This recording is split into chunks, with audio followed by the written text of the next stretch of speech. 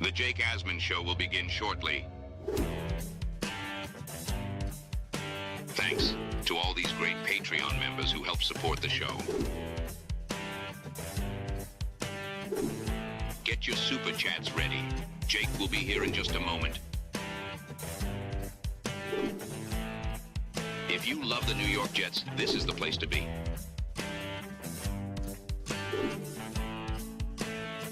And now, the Jake Asman Show. What are reasonable expectations for the New York Jets under first-year coach Aaron Glenn? SNY Jets analyst Connor Rogers has some thoughts on that. We'll talk about that and much more. Paul Kilgallen joins us. It's the Jake Asman Show. Let's hit it and get it started. Man, our Jets are primed to win another offseason, baby. We bleed Jets green each and every day. Will the playoff drought finally end? Kings of the offseason, baby. This is what we do. At least we have Garrett Wilson. We have Breece Hall. Please subscribe and hit the like button below. Super chats, baby. Cut the line. We have Sauce Gardner. We have Quinn Williams. Prepare to be underdogs. Now it's time to talk all things New York Jets. It's the Jake Asman Show. Here we go. Show number 2 on the day here on a Tuesday. Click the thumbs up button. That's the like button. And make sure if you haven't, you subscribe to the channel. Quick PSA. If you still want to join us for the AsManiac group game this year, Jets-Panthers, the Jets have actually extended the deadline. So if you already locked in your spot, you're good to go. We'll get you that field pass and all that taken care of and send you, of course, your actual ticket. But if you are on the fence, if you need more time, you have a little more time to come join us in section 129 for Jets-Panthers on October 19th. 1 o'clock kick. Just click the link in the description for the show you're watching right now and lock in your spot. With that said, let's talk some more about the New York Jets. We even have a new kicker competing for the starting kicking job. Let's bring on a good friend to the show. You can hear him as part of the Badlands Podcast Network. Paul Kilgallen joins us now. PK, welcome back, my friend. How are you? Thanks for having me. You're always so hospitable to us. We appreciate you having here on what I like to call Afternoon Drive, afternoon show here. So appreciate you having us. It's a slow part of the season, but things will start to ramp up soon here. So that game deal you have going sounds like a good idea. I think the Jets are going to be actually fun to watch this year, as opposed to the last couple of years. It's felt like duty, where like towards the end of last season, like it was just like, man, like I can't believe I have to do this again and just sit through and watch this team that is completely lifeless. And so the home game should be a little bit more fun this year. So that's a good deal you got going on. 100%. And I hope you're right that this team, maybe they're not winning 10 or 11 games or whatnot, but they're at least in a lot of games. The offense is more fun. So I'm right there with you. But you mentioned it, it's a slow time of year right now. So when we do get some news, I'm going to be excited and break it down. And we don't just have any kind of news here, PK. The Jets have signed a kicker. His nickname, the Thicker Kicker. That's right. The New York Jets have signed place kicker Harrison Mevis. He's coming off a year with the Birmingham Stallions. That is the UFL. He was 20 of 21 on field goals. He was a UDFA with the Panthers.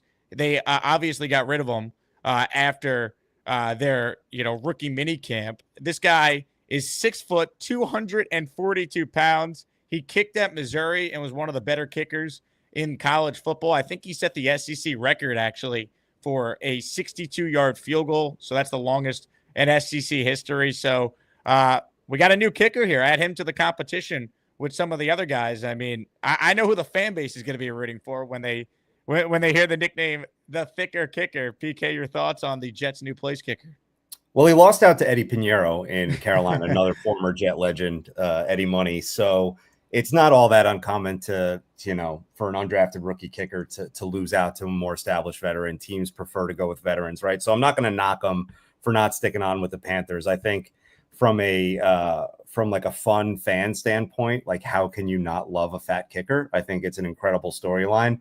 I happen to be like kind of more excited about specialists than probably most fans are, because I just think it is really important. Like Greg the Leg was fun at first, but his kicks always looked weird to me. They always had that knuckle action where they would kind of curl off to the left.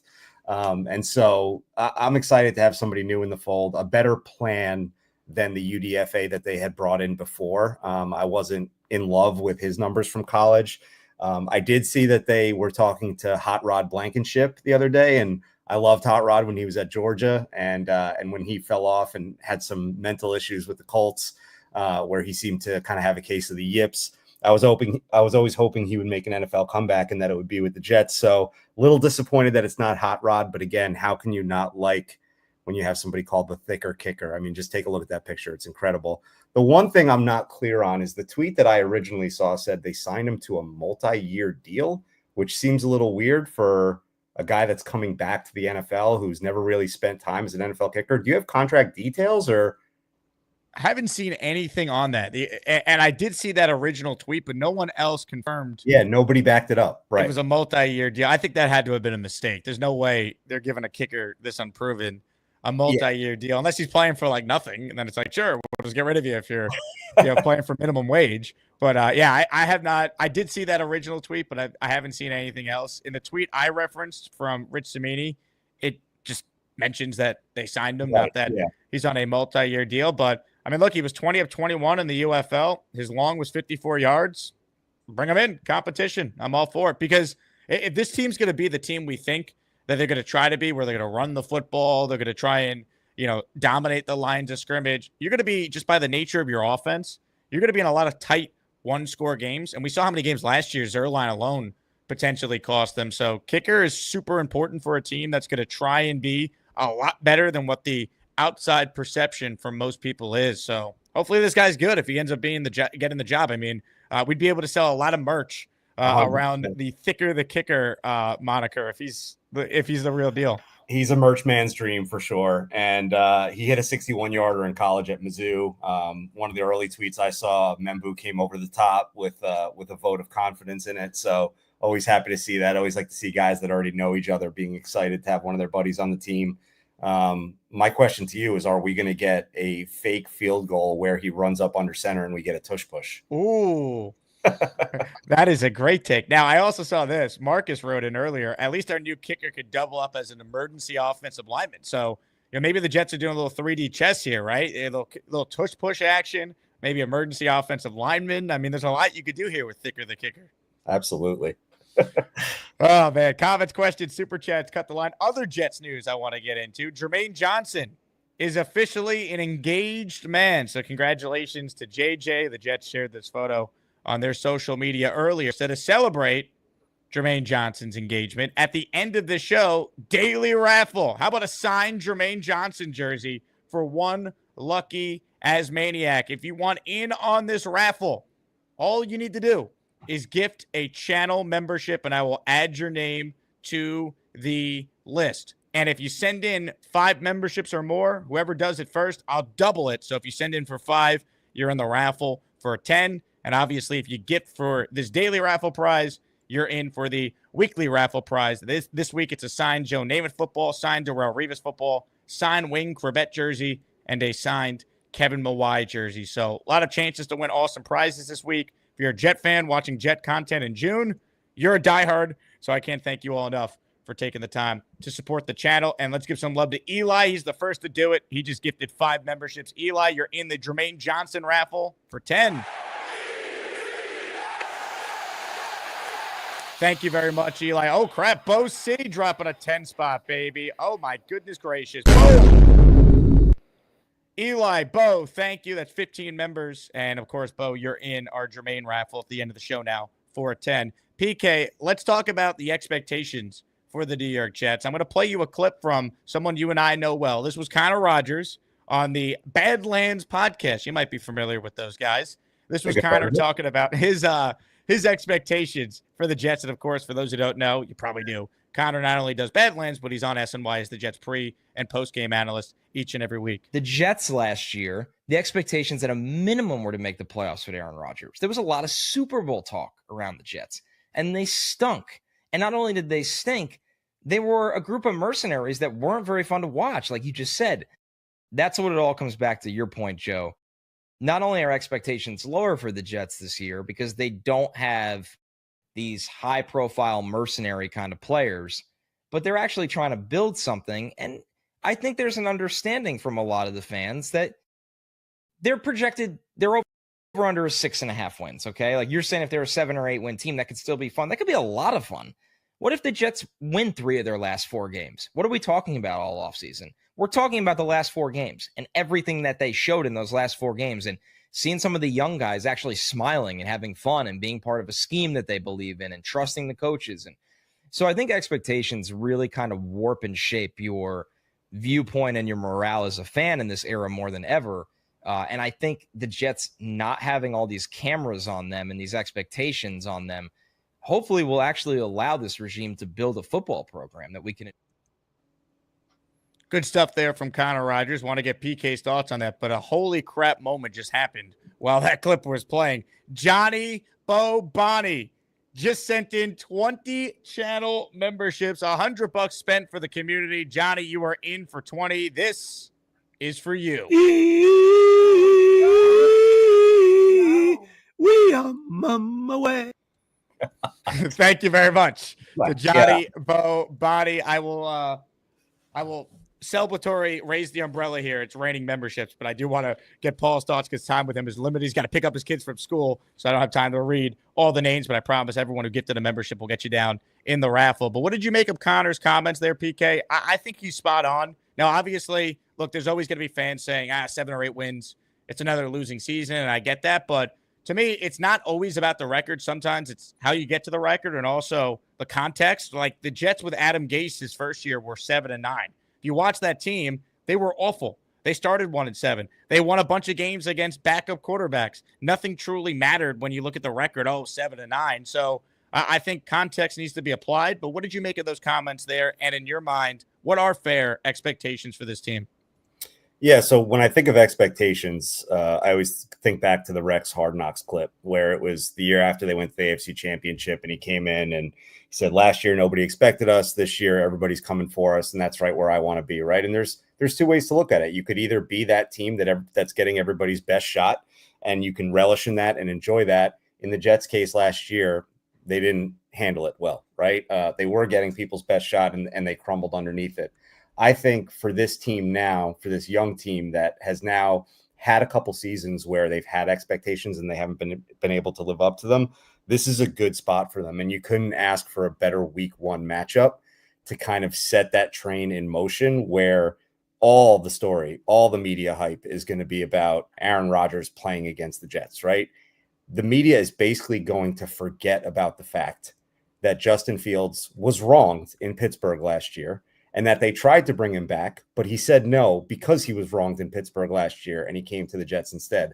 That's going to get buried underneath all this Aaron Rodgers stuff. And I think that contributes to why we as fans are feeling a little bit freer from that stuff, where it doesn't have to always be all about Aaron Rodgers all the time, and we don't have to carry the weight of those expectations. Now, the other part of this is that we've had 6 months or so to sit on this, right? Where when this all first happened, we didn't know if Aaron Rodgers was coming back, and we hired Aaron Glenn. There were people who were like, why are we doing this? Why are we trying to reset when we still have Aaron Rodgers here? And it took a little while to wrap your mind around like, okay, we're moving on from that. We're on to something else now.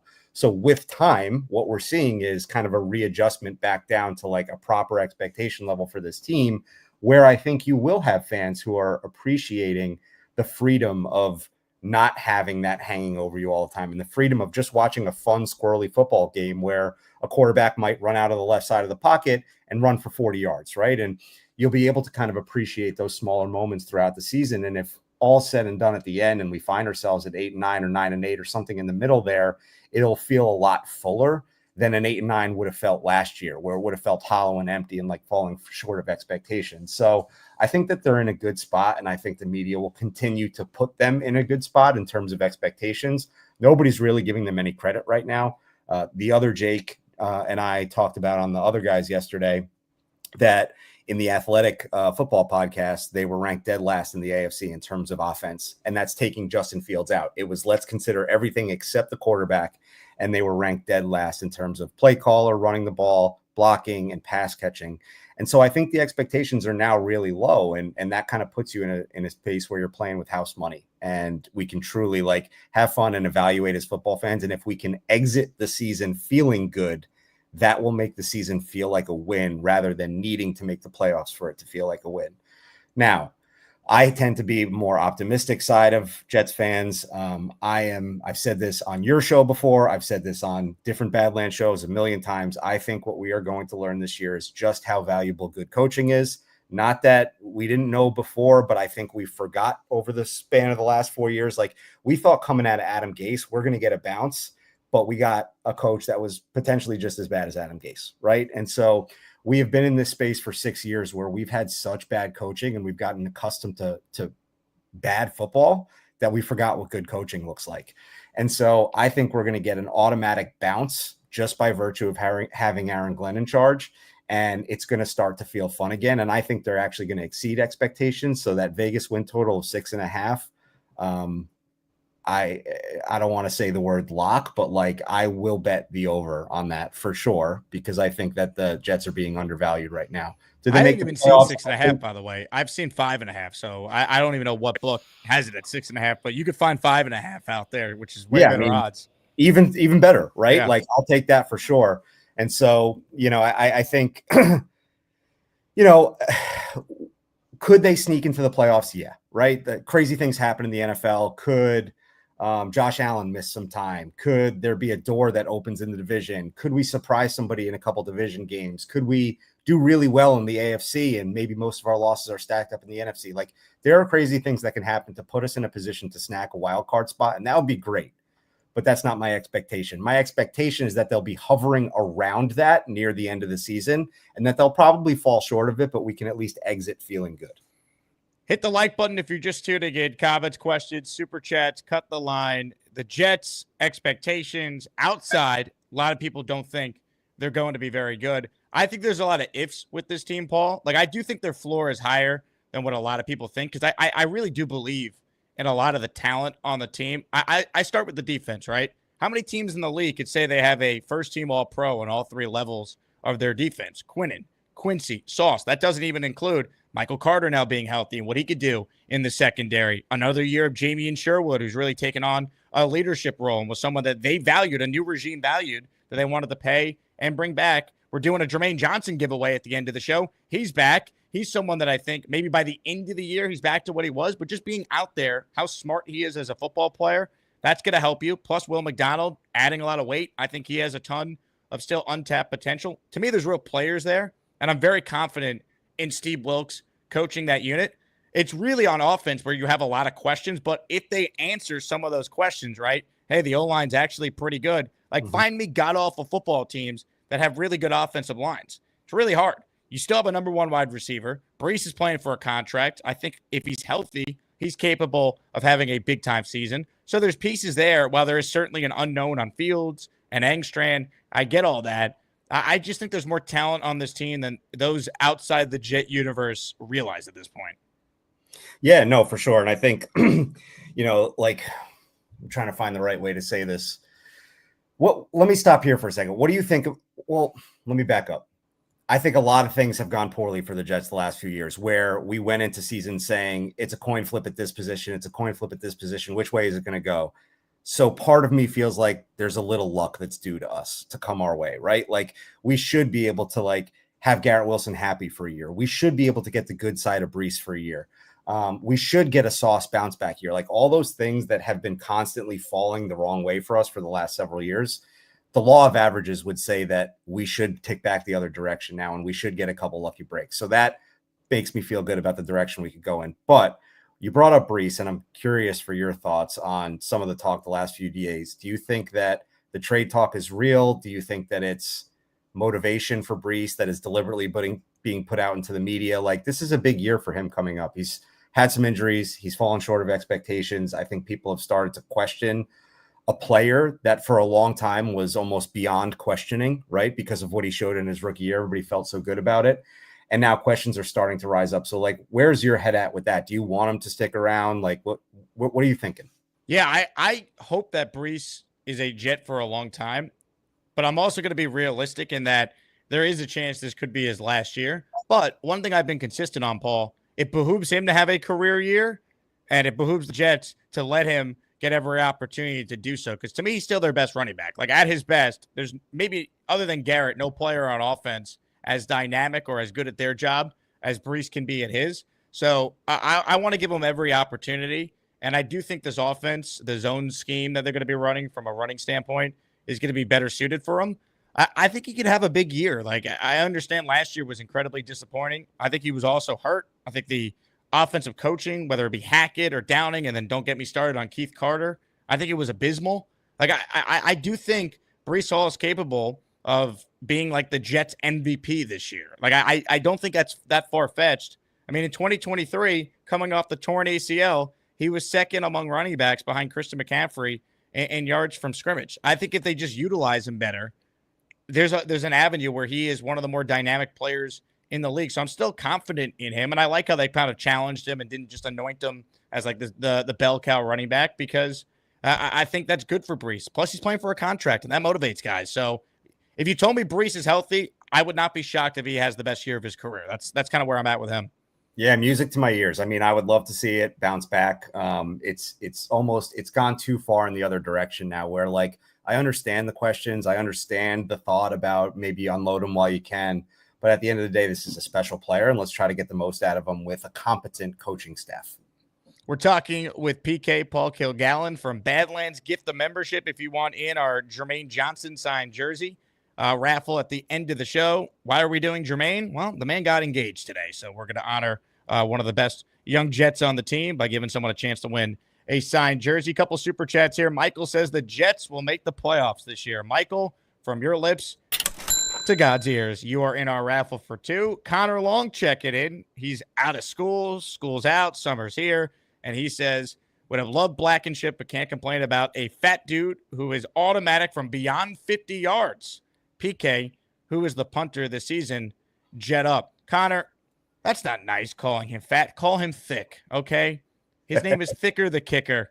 Put some respect on the man's name. Anyway, as far as his second question, do you have any punter takes that you'd like to share with us, PK? I know that there was a guy at rookie tryouts called Andrew Stokes, who is a huge man. He's 6'6", 230. I think he went to a Florida school. I can't remember which one. Might have been USF. And he was like a Ray Guy Award finalist. He averaged 45 yards or so punting in college.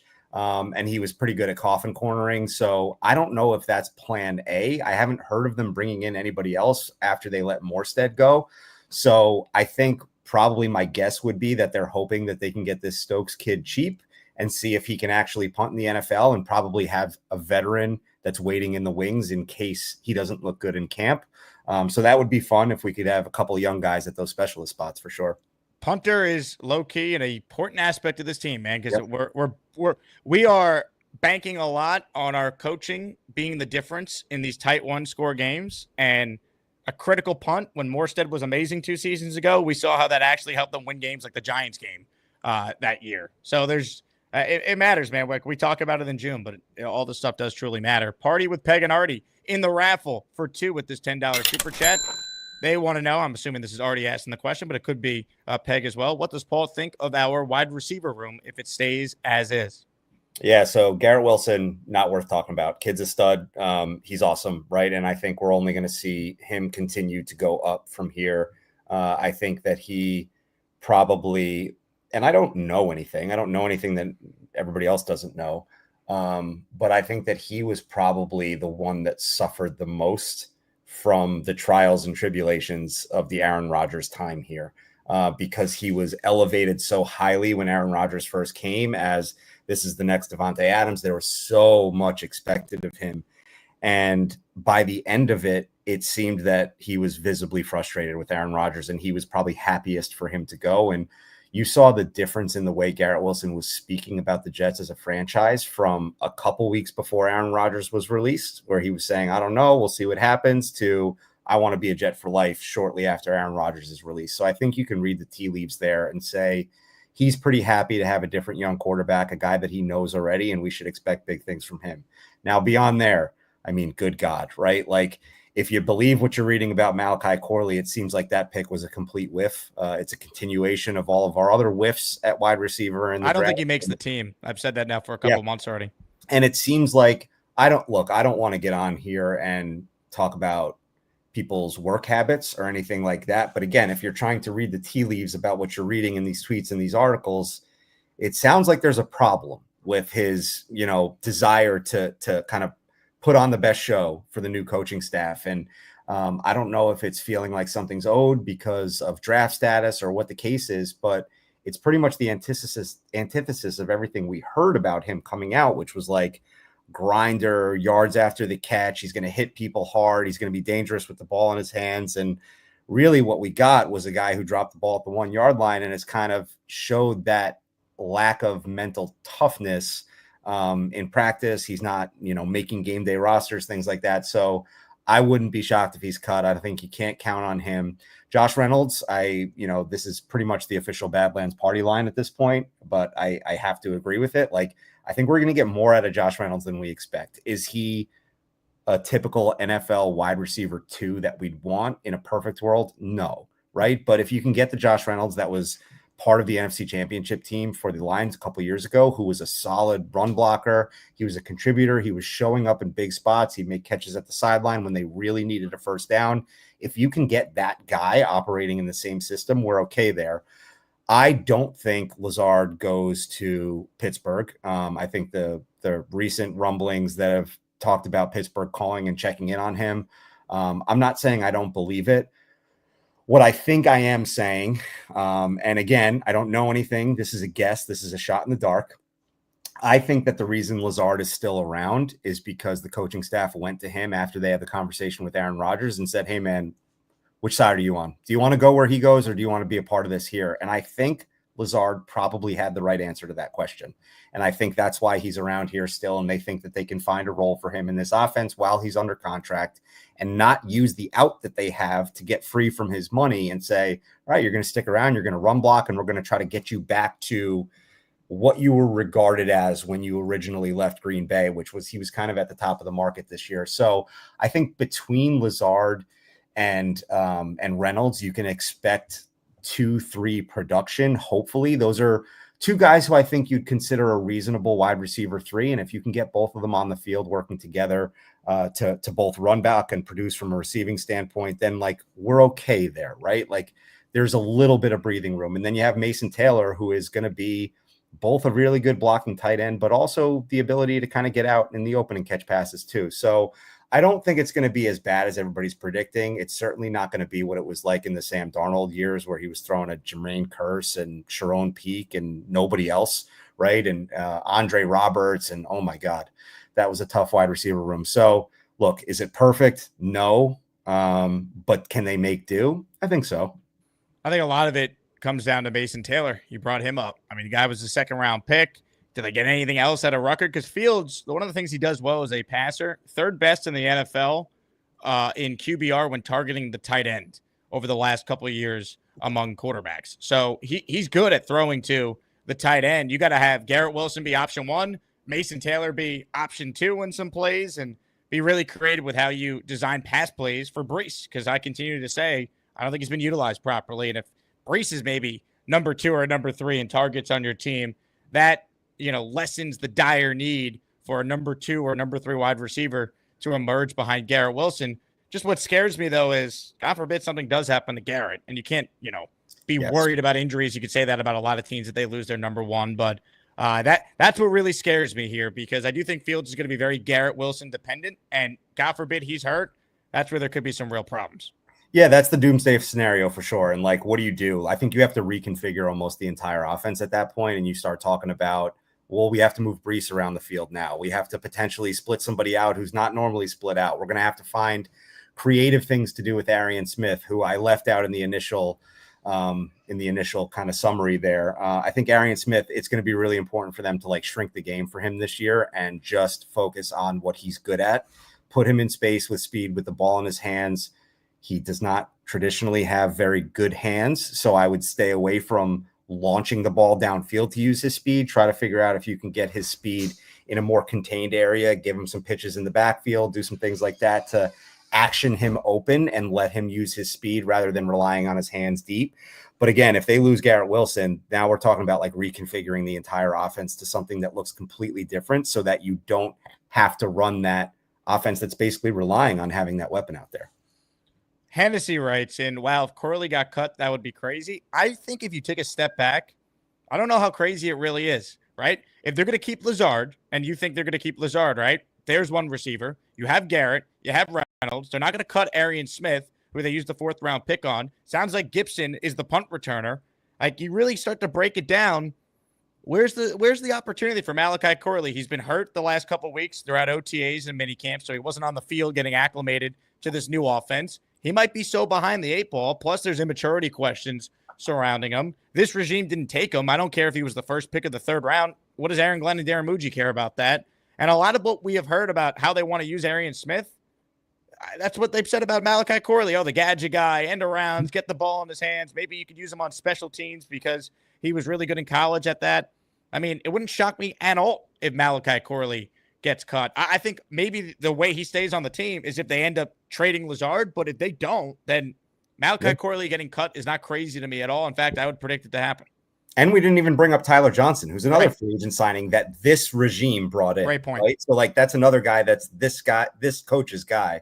So yeah, I mean, I would, if anything, I might say that the odds are on for him to get cut. You heard it here first. See ya, Malachi Corley. Maybe. Comments, questions, super chats, cut the line. I want to get your thoughts on the contract stuff with Sauce and Garrett. What's your level of confidence that the Jets will get deals done with both players before the start of the season? Yeah, so we've spent this whole offseason trying to analyze a front office and a coaching staff that does not want to be analyzed and does not want to leak.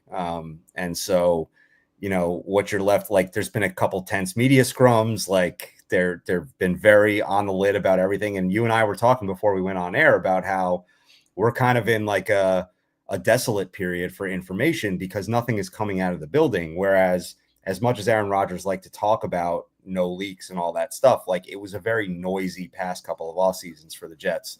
And so what we have here is, you know, not really having anything leaked out. We kind of have to just take the words at face value that are actually being said. And what Aaron Glenn has said multiple times is, I am in the business of retaining top talent.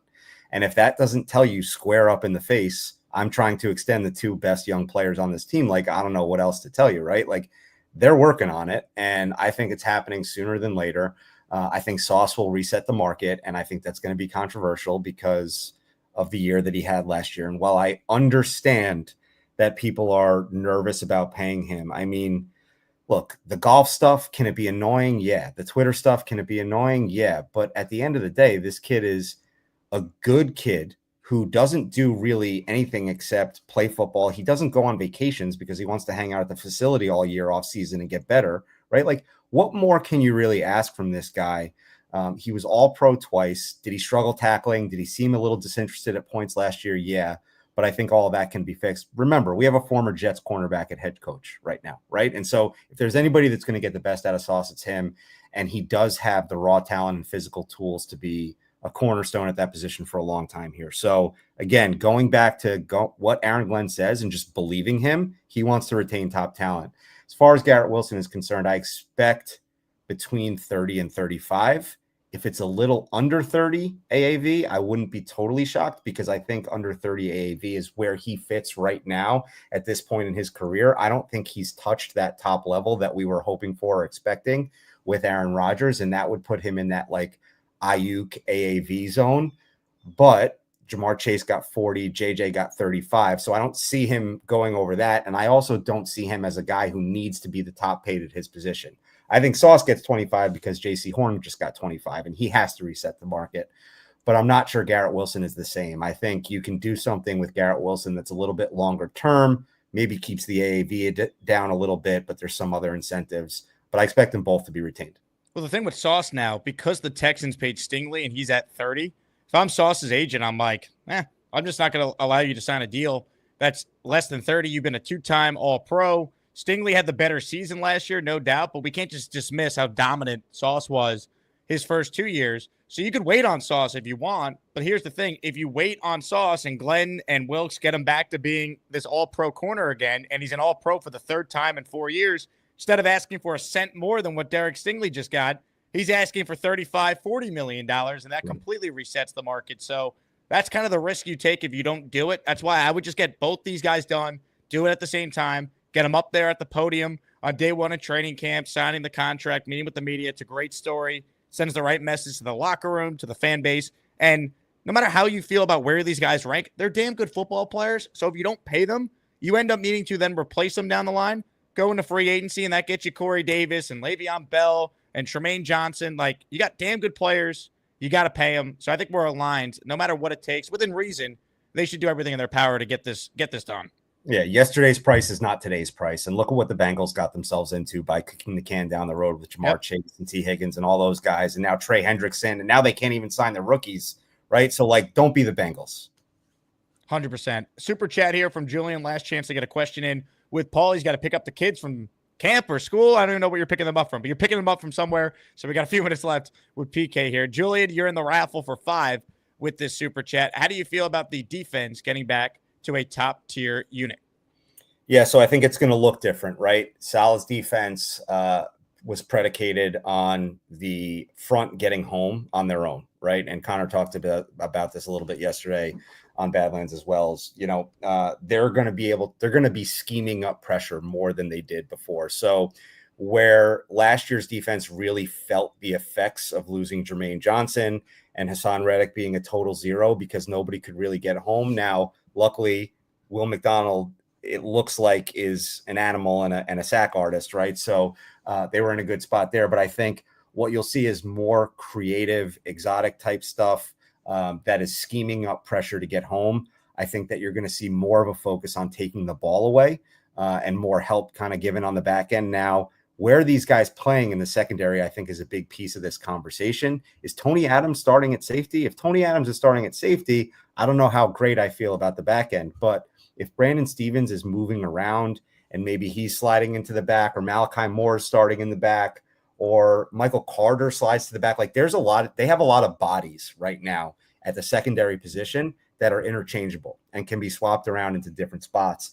And the other thing that's really a common thread with them all is the athleticism, with the exception of Michael Carter, who's a little bit smaller of a guy. He's more of a heady player. He plays with his brain.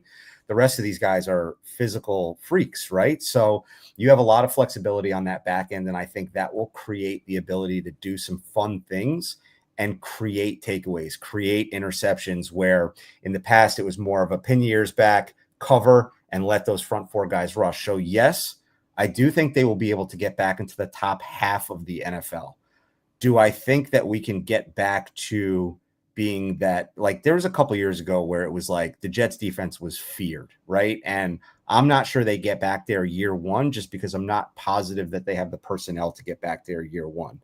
But I think that they have the coaching chops and the bodies who have the flexibility to give you different things where they can immediately elevate themselves back up into the top half and be kind of a very, very good unit right out of the gate. If you turn teams over, I don't really care if you allow more yards, right? Like that last year, other than Brandon Eccles, it took until the Jaguars game when Sauce had the interception at the end of the game off Mac Jones for a Jet to have a pick, right? It was just Brandon Eccles twice. That was it. Those are the only interceptions. And I think they happened in week 2 against the Titans, and I was at the other one in London off Darnold and the Vikings. Like that was it until whatever week the Jaguar game was. It was an abomination. So hopefully, they're opportunistic. They turn teams over, and you give yourself a chance to get extra possessions, and maybe you win more games that way. Black Gypsy has gifted a membership. Black Gypsy, appreciate you. You're in the raffle for 1. Once again, for those tuning in late, signed Jermaine Johnson jersey I'm giving away at the end of the show. One last question here from Black Gypsy himself. This one is for PK. How do you feel about Justin Fields, and do you think he will be better this year? And if so, why? Yeah, I feel great about Justin Fields. Mainly, and part of this is bias, right? But the last 2 quarterbacks we've had, personality-wise, were a tough swallow, I think, for the fan base. Like, I think we all talked ourselves into Zach, and we tried to rally around it, but everything we heard about him pre-draft of spoiled rich kid, that type of stuff, like, it ended up kind of coming to fruition where he was getting frustrated with people and snapping at people in the media. And that's a tough thing to rally behind. And then Aaron Rodgers is Aaron Rodgers. We don't need to go into that again. But what I will say is that everything you hear about Justin Fields is that he's a great dude and a great leader. People loved him in Chicago. There are a lot of good clips from him on the sideline in Chicago of kind of rallying the guys and just being like a dude that everybody's happy to be around. So I think from a personality standpoint, he has the right makeup to be a quarterback in New York because he's going to know what to say to the media. He's going to know what not to say to the media, and he's going to know how to handle the team in the locker room. Now, from a skill standpoint, if we rewind back to that 2020 NFL draft where it was Trevor Lawrence, and then for a long time it was Justin Fields in the 2 spot, and Zach Wilson vaulted him at the end with that throw at the pro day. I think if we can go back to that and we can look at his Ohio State tape, and I apologize that you can hear my dog in the background here. If we go back to that Ohio State tape and think about what the prospect was coming out, and then we think about the situations that he spent time in the NFL, both Chicago, which is a quarterback wasteland, very much like the New York Jets, and then Pittsburgh, where as good as a franchise as Pittsburgh is, they are not a quarterback destination. And even in the Big Ben years, like that was they had a unicorn. They had a Josh Allen type that was just kind of breaking all the norms, but they are not a quarterback haven either. And he was kind of doing really well there in his first 6 starts. And I have a piece of paper on my desk here where I extrapolated his numbers out from last season, from his 6 starts, where like if you take them out to 18 games, right? 17 games, 18-week season. He's like kind of in the middle of the pack in a lot of things. He's at the top end in rushing. He's league average in QBR. He has a little more sacks than you'd prefer, but he's pretty low in turnovers. And so I think what you can get out of him is a serviceable quarterback who can throw for somewhere around 3,500 yards, who can combine for about 30 touchdowns between rushing and throwing, and who can limit the interceptions down between 5 and 10. And if you can get that from him, that's enough, right? And so am I expecting Justin Fields to be an all-pro? No. Do I think they can get enough out of him? And do I think he has the right makeup to be in a good situation and handle it correctly? Yes, I do. And I say all of that knowing that the Jets are also a quarterback wasteland, and we have not proven that we can develop quarterbacks, but we do have a new coaching staff. We do have a coordinator who came from Detroit who did a pretty good job with Jared Goff. So I'm curious to see what they can do. PK, before you go, tell us about the Badlands event. I'm excited to be part of it again, so I want to make sure that you get a chance to plug it to the audience. Oh, yeah. August 23rd, Stout Grand Central. It's going to be from 4 to 7 p.m. It's going to be open bar. It'll be a season kickoff party. It is the day after the Jets' last preseason game. We are expecting more people than we had last time, which was about 300. So it's going to be a good time. We have about a third of the tickets sold already, so they are moving a little faster than we expected, still with 2 months to go. But we're good for it. We do have the top end room in case we go a little bit over where we projected. So get your tickets in now. We have an open bar option. We have a cash bar option. If you don't want to go and drink 40 beers, that's okay. We have a cheaper option for cash bar. So come visit us, hang out. It's going to be a fun time. We'll have some special guests there. Jake will be there, and we look forward to seeing everybody this summer. Paul, always good to get you on, my friend. Enjoy the slow period, and we'll catch up again soon, I'm sure. Appreciate you having me. Thanks, Jake. PK from Badlands with us there. Good stuff. Listen to Paul's podcast on their feed. They do a great job. Joe, Connor, Will, PK, really good people with Badlands. So appreciate Paul's time there on the show. I'm going to open up the phone lines. Gusbuster Umbrella Hotline. The link is pinned. We have another raffle entry. OG Jet fan. This is Tommy, gifted a membership.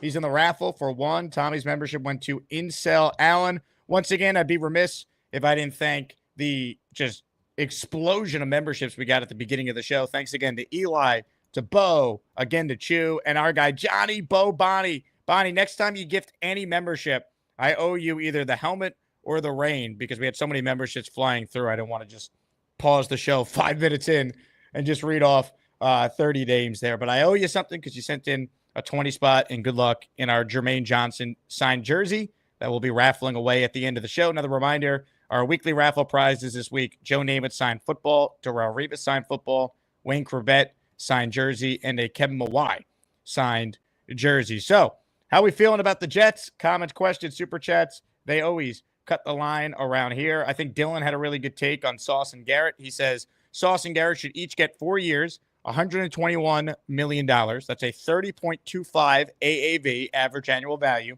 Sauce, highest paid corner. Wilson, 6th highest paid wide receiver. I like it. I think that's fair, right? Garrett, I think, is only going to continue to get better. He's a good soldier. He wants to be here. He has been quarterback proof through 3 years. 8 different quarterbacks throwing to him. He's gone over 1,000 yards each year. He's had over 100 catches. This guy is a beast. He'll break every Jet record if he stays a Jet. No issue with that. Cap goes up 20% every year. You're not paying a quarterback a lot of money right now. Fields is on a 1-year deal, essentially. It's front-loaded. If he's not your guy, he could be the bridge quarterback next year. And then you're drafting someone who's also not making a lot of money. This is when you do it. I think this makes a lot of sense. Rick Kent has gifted a membership. He is in the raffle for 5. Thank you, Rick. Michael Levinson, Bigfoot Loch Ness, Daryl C., Captain Kebbles, and Nick Shine all receiving a channel membership from Rick. Rick, thank you as always for your support. All right, one of the new things we're going to do here from now until July 22nd, that is when the Jets start training camp, is I want to try and incentivize people to call into the show. So you could be a part of the show, because the show is not a show if we don't get calls from the AsManiacs. So every time you call in, as long as it's a legitimate call and you're talking about something Jet related, NFL related, or whatever we're talking about that day. Maybe we're doing something on the Yankees or the Knicks coaching search, whatever. Could be about Gary hating women, if you're opining on that. If you call in, you're getting a daily raffle / weekly raffle ticket that day. So just another way for me to thank the audience, the diehards who are here with us in June that call in. So I appreciate all of you. So if you call into the show, just know I'm adding your name to the raffle for today and for later this week when we do the Joe Namath football raffle. So keep that in mind. So another reason to call in, you now get rewarded with a raffle ticket every time. Unless your call is just so god-awful, the chat will revolt if we gave you a raffle ticket. But that's under my discretion. And if you don't like it, too bad. Because it's my show, baby. All right, more of your calls. Let's get to your calls, I should say. Hotline's open. First up today, one of the greats.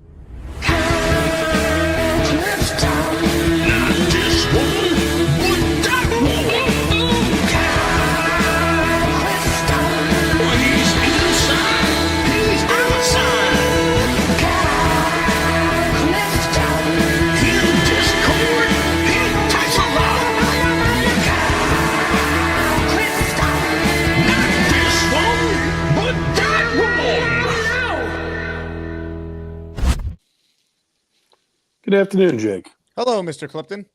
How you doing?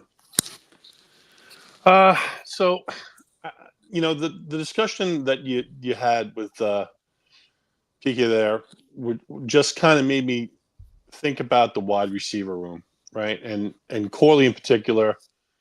It's very disheartening to me to hear that, and I get that the new regime doesn't have any ties to him, that they're going to possibly cut ties with a guy who I actually think is a very physically talented football player.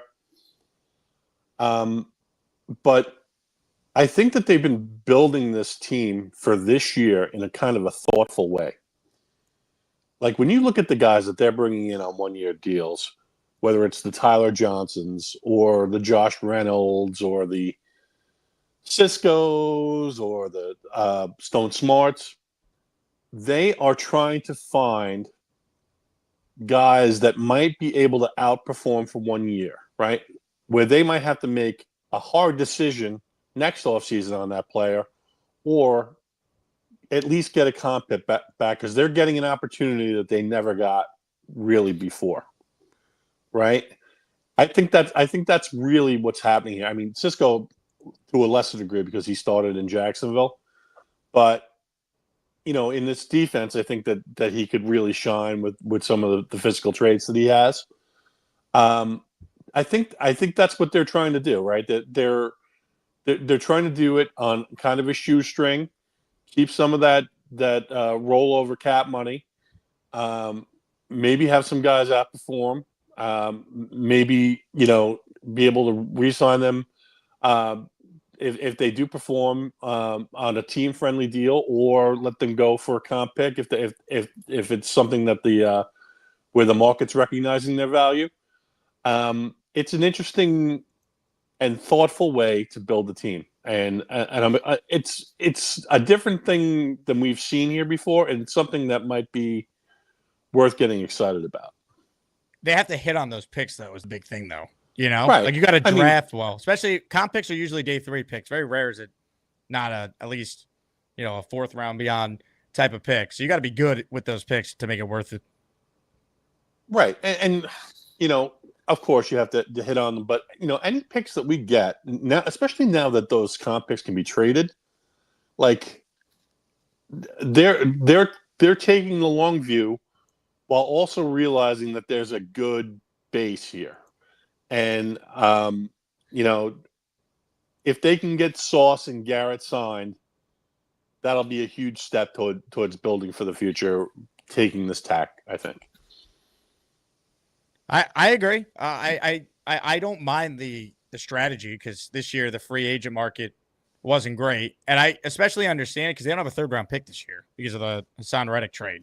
So, their spends were Fields and Cisco, right? Right. Like, that's really what the spends were. And safety they thought was a pressing need because it had been long ignored by the previous regime, and obviously quarterback is always going to be a need. And we picked our mid, as BJF would say. So we did, and hopefully he can be more than that. But he definitely gives us a dimension that as fans we haven't seen here really ever. But I appreciate the time, Jake. Before you go, Kyle, you are, of course, a married man. Mm-hmm. Any advice you want to share to Jermaine Johnson, who became an engaged man today? Yeah, I saw her. She's some sort of model or influencer, fitness model or something. She's kind of impressive in Diesel.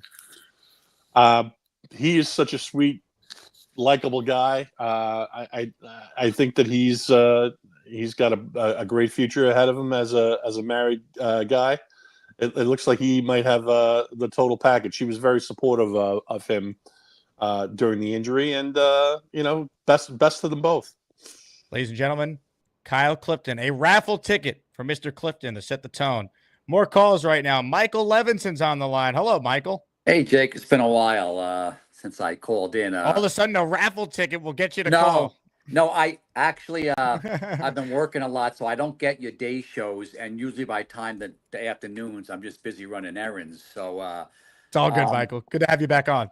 But it's funny because we had discussed that the gift memberships on the iPhone wasn't working, and I'm reading in the chat, and all of a sudden it comes up, allow gift memberships. So I hit it, I go on it, and like within 2 minutes, Rick Kent gives me a membership. There you go.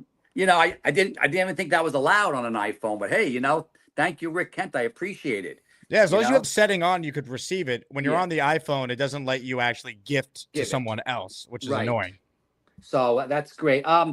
Couple of things, I'm glad that we got that 4th round pick for Reddick. It's better than nothing. I mean, 100%.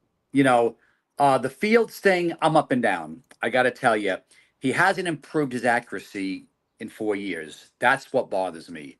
Slightly better. I mean, his completion percentage has gone up every year. But slightly better. But then talking to friends, listen, he never had the offensive line in Chicago, never had the receivers, never had the running game, And I think I got to tell you, I was down on the Aaron Glenn hiring at first, then I liked it. I'm starting to really come around on it. I got to tell you, he's really making an impression on people.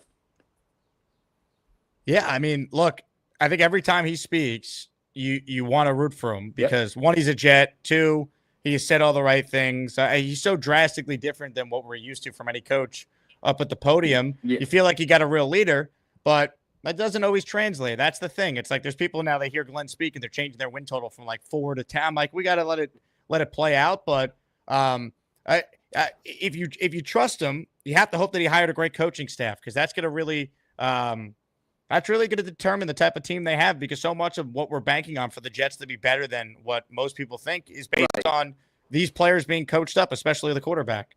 And I'll tell you, You know, you made a point, I think it was the other day when I caught your rerun, that people are now just, they're not in these chats and not calling in because we're defeated. This is the most, I'm 64 years old almost, and this is the most defeated I've been after the last 2 years I get I've it. ever been.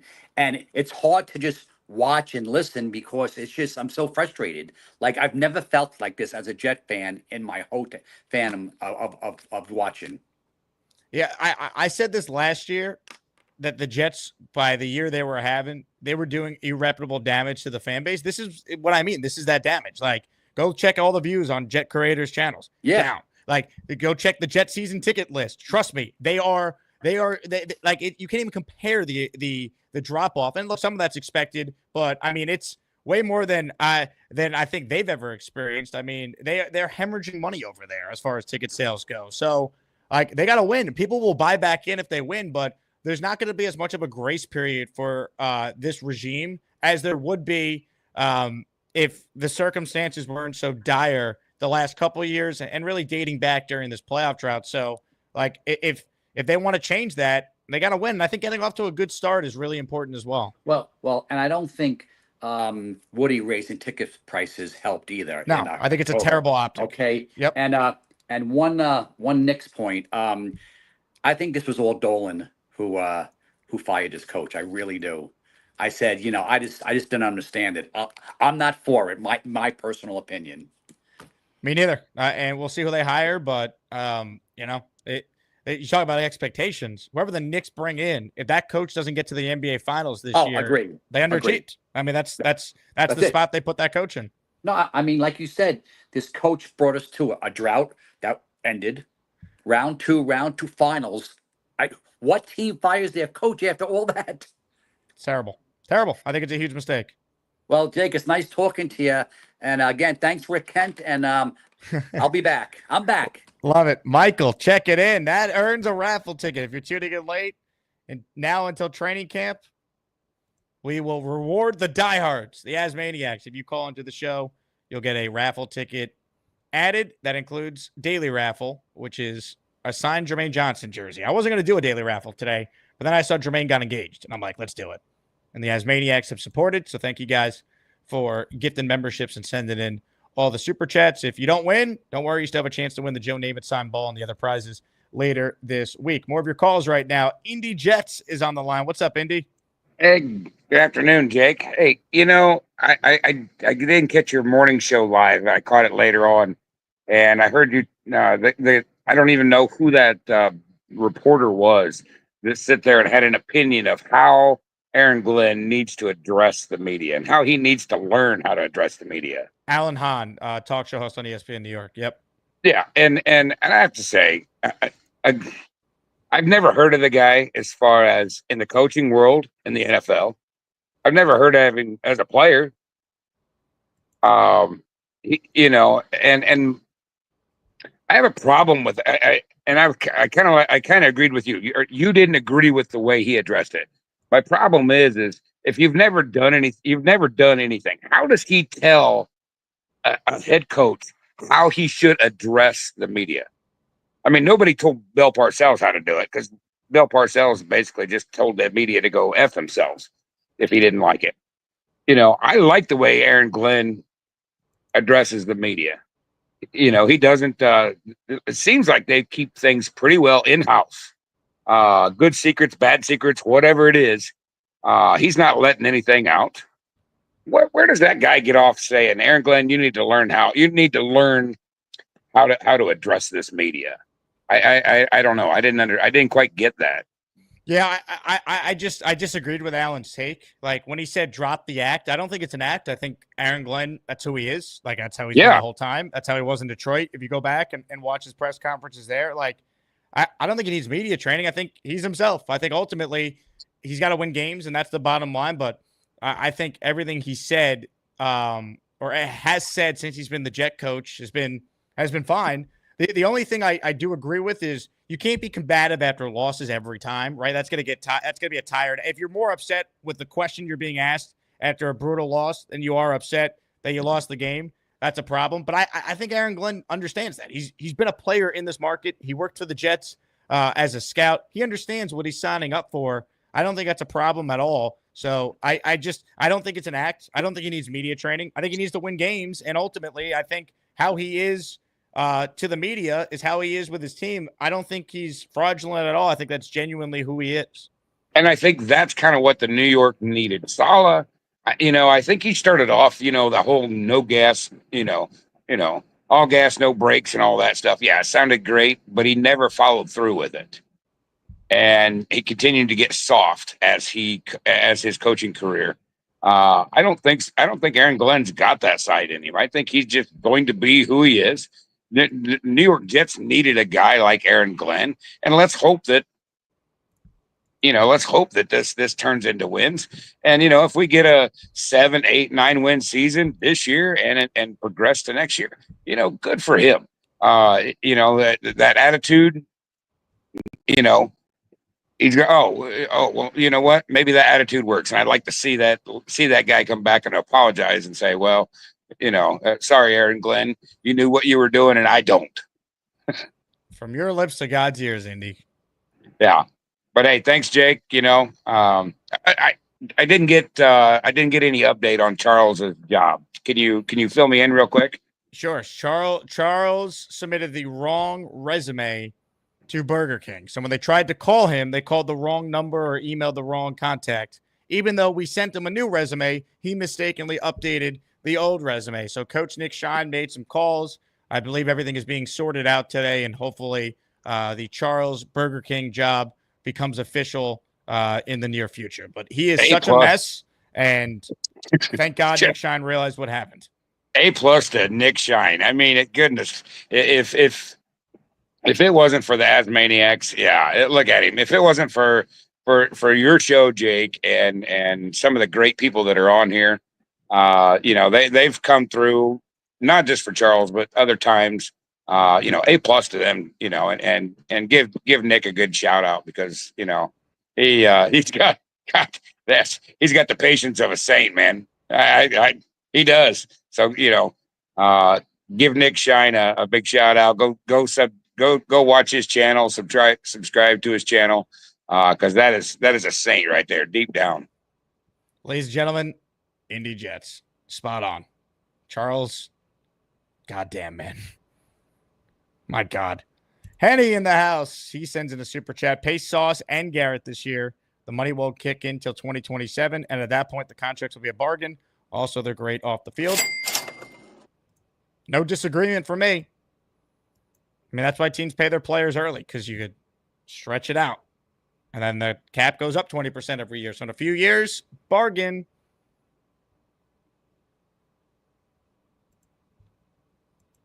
Ladies and gentlemen, open phone lines. If you call in like Indy Jets just did, you get a raffle ticket. And at the end of the show, in honor of Jermaine Johnson getting engaged, I'm going to send someone a signed JJ jersey. It includes a certificate of authentication.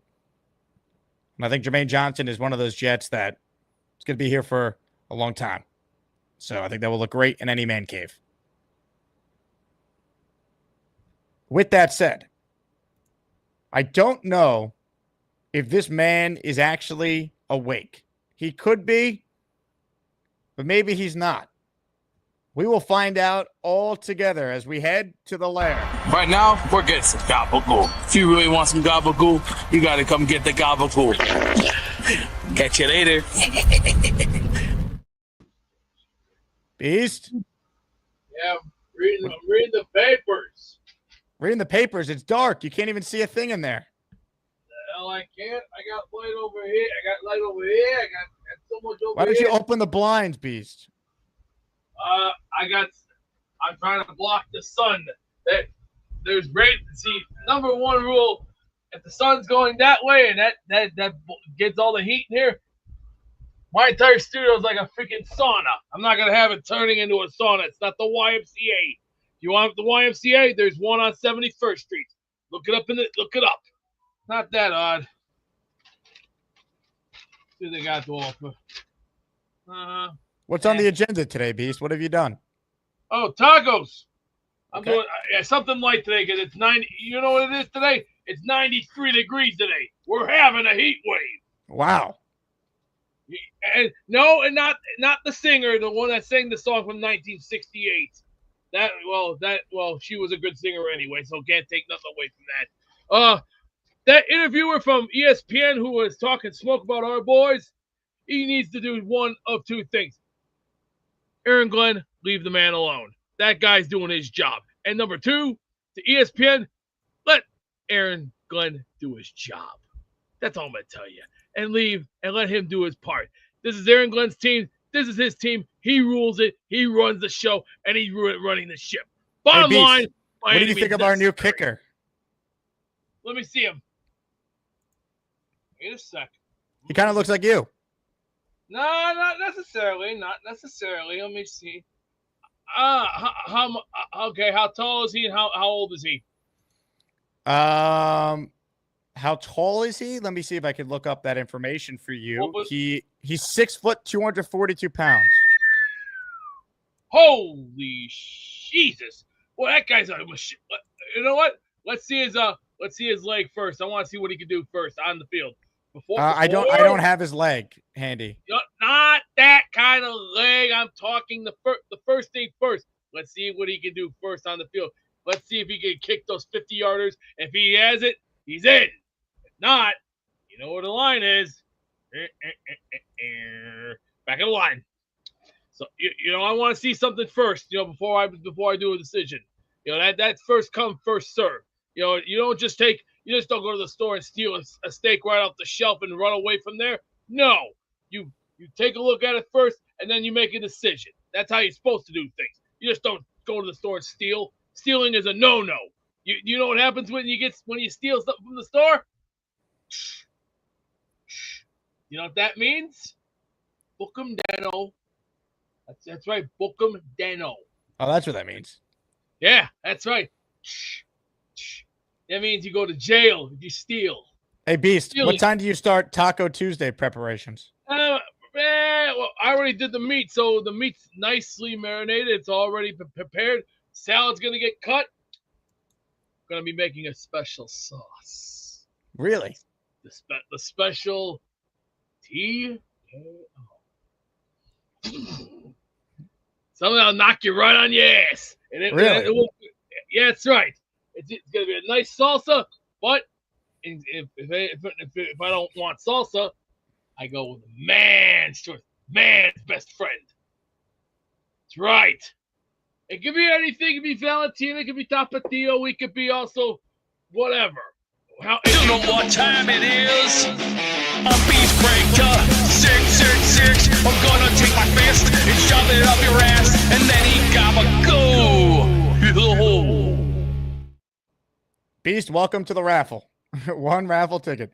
Luppy is in the raffle for 5. The Lup Man delivers. Show me the money. Show me the money! Money. Luppy, thank you. 5 channel memberships were just gifted. Luppy's in for the Jermaine Johnson signed jersey at the end of the show and our weekly raffle, of course, as well. If you hear your name, thank Luppy, Drew Powers, Jay Cruz, Tim Chun, Sir Moist Mighty, John Lisicki, all receiving channel memberships. The great JoJo in the house. She sends in a $20 super chat. Hola, Jake. Thanks for sending me the hats. Love it. JoJo, thanks to you and your family for the support. I'm glad everything arrived safely. You're in our raffle for 5, so good luck to you. More calls right now. PBM is next. Hello, Mike. I'm starting to think Charles needs help wiping his ass, too. Would you volunteer? No. How do you not look at that? Well, Come on, I mean, Charles. after getting to know him, it is quite believable that happened. I know. That's true. But, like, come on, man. Nick Shine is a god helping him out like that. He is. He It's truly like, oh, is. man. Don't mess this up, Charles. You mess this up, it's like you don't want it.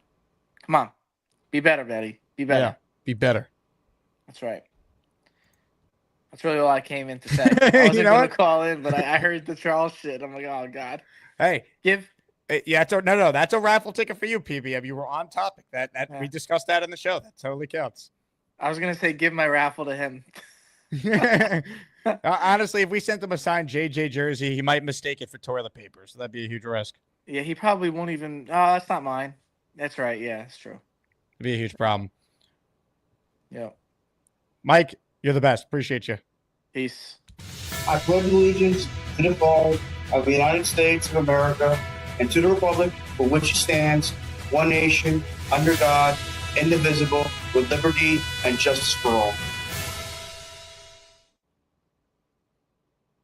More of your calls right now. Gator writes in, though. What are the chances Charles gets burger orders right?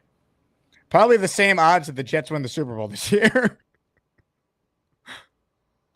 Someone look up what the latest odds for that are. Is it like plus 50,000? More calls. Coach Brian Olglick is on the line. What's up, Coach? What's up, Jake? What's up, everybody? I just put that bet down on winning the Super Bowl. It's 12,500. Wow, it's crazy. Why not? Extra $50. All right, number one, Beast held up a bottle of sauce and said man's best friend was in there. I've already contacted animal control. No one has to worry. We got that covered. Okay. Number two, purple belt, Mike. The bar is quite low on him messing things up. And that's the bar. Seems like a very kind man, but we all should just be there of positivity. I mean, there's definitely jokes in the chat, but I think he's doing the best he can. And I am very impressed with all those that are helping and supporting him. This community is pretty damn cool like that. As I realize that this is half about the Jets and half about the Jets family, makes me even happier. So, Jake, I appreciate that. Coach, you're the man. I have one more thing. Go ahead. Contract extensions. Someone Yes. had mentioned that G5 and Sauce contract extensions could potentially not kick in until 27. Now, if I'm the Jets, I'm reworking the 5th-year option on that, because they have the ability to do that. They also have the ability to add money this year if they wanted to, which I don't think they should. But next year, I'd void that 5th-year extension, and I'd rework it to work in cap space next year to accommodate the $60 million we're going to have. We're going to have $50 million in CJ and Rogers. We're going to need more for the other guys. So from a structural standpoint, I don't see them doing that. I see them kind of pushing that stuff down the road even more. I agree with you. And that's one of the benefits of why you do these deals, because you could spread out the money. And the 5th-year option, like they don't have to sign them, right? They could just play on the 5th-year option. Okay, well, 5th-year option is 100% on your cap. Just like the franchise tag is 100% on your cap. So it behooves you to work out long-term deals, because in the long run, if you believe in the player, which it sounds like they do in both Sauce and Garrett, it's saving you money on your cap. The best teams in the league do it. Look how Philly does it. That's how smart teams are run. They do it early, which also lowers the fair market value of their of their peers. So getting these things done now in this offseason, and I've mentioned AVT as well to free up cap space to get him locked up. I'd love to see them lock up 4 of the 5 starters moving forward, having the 2 guard spots as we hope to re-sign them. I think the guard spot gets a franchise tag the same as any other O lineman, which is like 20-25 million. So he's at 15 now. I just extend him now. I almost feel like we can get a better deal because of his prior injury stuff. Homegrown. I agree. Him. Yeah. Cool. That's all I got. You could always do that in season 2 with some of these guys, like John Simpson. If he's having an awesome year, you go to him at the bye and say, let's get something done. But yeah, I mean, the good teams are proactive with signing their own. And I think it's a good sign that they kept Sherwood. A lot of people are like, oh, Glenn's not going to want a guy who's a little undersized at that position. You don't know that. He saw a really good football player that the team voted team MVP. That's a young player getting better. And he's like, let's keep this guy around. It's great for the locker room. And we think that he's a really good player. Yeah, he read my mind. I was saying extend that dude around week 5 of last year or something like that. I was like, look, it's about investing early in the players you know you're going to keep. Yep. Do it. That's what the good teams do. And unfortunately, with our GM carousel and coaching carousel, we haven't really been able to do that. We've traded them away for assets to try to reload. So lock them up. That's Coach, all I got. I appreciate you, Coach. See ya. Ladies and gentlemen, Coach Brian Olglick, one of the greats, in the raffle for one. More of your calls right now. Let's say hi to Philly Noodles, who's next. Hello, Philly. Philly, you have to unmute the mic, but I do appreciate you rocking the merch that you can find at jakeasman.com. That's right. It's morning Jake all day. I missed what happened with Gorman, but it just sounds hilarious, of course. And of course, Shine's always there to help him out. Which Gorman incident? Are you talking about him shaving on the air, the job hunts? I mean, the shaving was that's legend now. That's stuff a legend, bro. the gash. I mean, I love that clip. It's one of my Well, favorites. did you see him shave his chest on the other day? No, I mean to go back. I saw in the. It's time for paying Charles to shave. What the hell? You started already? Well, You're you supposed to were- do it on the air when I introduce you. What are you doing? Shaving. You were not supposed to start yet. Sorry. You're supposed to shave on the show. If you started shaving before the show, that doesn't make any sense. It defeats the whole purpose. You just robbed the people of the full experience, Charles. This is one of the biggest mistakes you've ever made in your entire life. People want their money back. This is ridiculous. Your pay's being cut in half. J-Quest says how much to put him in the hole. $50. 10 memberships. Unbelievable. How do you look yourself in the mirror right now? Rick Kent says he's not even using shaving cream. No wonder why he cuts himself. I am using shaving cream, actually. How's the hole, Charles? Great. What you did is disgraceful. Sorry, everybody. Actually, the hole's not that bad. It's actually very comfy. Nick Sean writes in, does Charles getting in this hole mean he's still a virgin? Yes. You brought such shame to this community, Charles. Don't know what else to say. Is there anything Charles could do to try and get some sort of redemption? Dave Brigga says, shave the chest. Fine, I'll shave my chest. It is on you now to come through for the Asmaniac community. Otherwise, you go right back to the hole, buddy. Oh, good Lord. This is what the people want on a football Friday.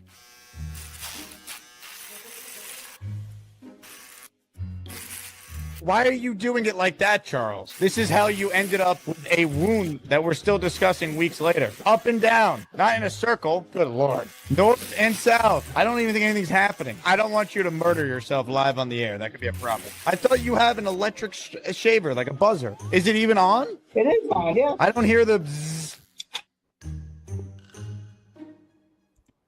All right, that's enough. I can't watch it. There's 4 minutes of it if you're a members only. If you're a channel member, Yeah, you can watch the full cut. I will, bro. He's He has Charles. a rug on there. That is a carpet. That's like an old man's carpet too. The color, like coming in, like my dad had like the gray forest, bro. Like at one point, and I was like, dude, I was like, I hope that never happens to me. Like it's happening to him, bro. Early. Yo, that punt, that kicker, 61 yarder. I think it was like SEC record. So let's bring on that kicker, thicker kicker. I just love the name. Like that jersey should just sell. We should just make it happen through the Asman community. Let's Thicker make the kicker, man. That's his nickname. I'm excited. It's fire, dude. I hope he's good. Yo, and what was with Daz earlier? You saw the ending of your earlier show. Yeah, that was a bizarre comment that I would prefer to not shed light on. I was just like, yo, Rebecca Ellen, calm your freaky down. You got to call in. Yeah, we got to use that drop right there. She was getting a little wild. Yeah. Oh, so big news for me. I'm actually going to be coaching my son's flag football team. Really? One of the coaches. How old is your son? 12. Wow, that's awesome. Congratulations, Yeah, coach. it's my first time, so I wanted to see if there's any real coaches out here in our community that want to shed some light in the Discord or on the show. Are you coaching a specific aspect of the team? I think I'm the only coach listed on the team, so this is gonna be. So you're the head coach. Eventful. Yeah, it's gonna be Okay. eventful. So clearly, I will not pull a Sala. I'll try my best not to. It's just gonna be Aaron Glenn energy. Balls to the walls. Imagine right in front of the parents, I just say we're the Panthers. So I just say we're the freaking Panthers and we're built for this shit.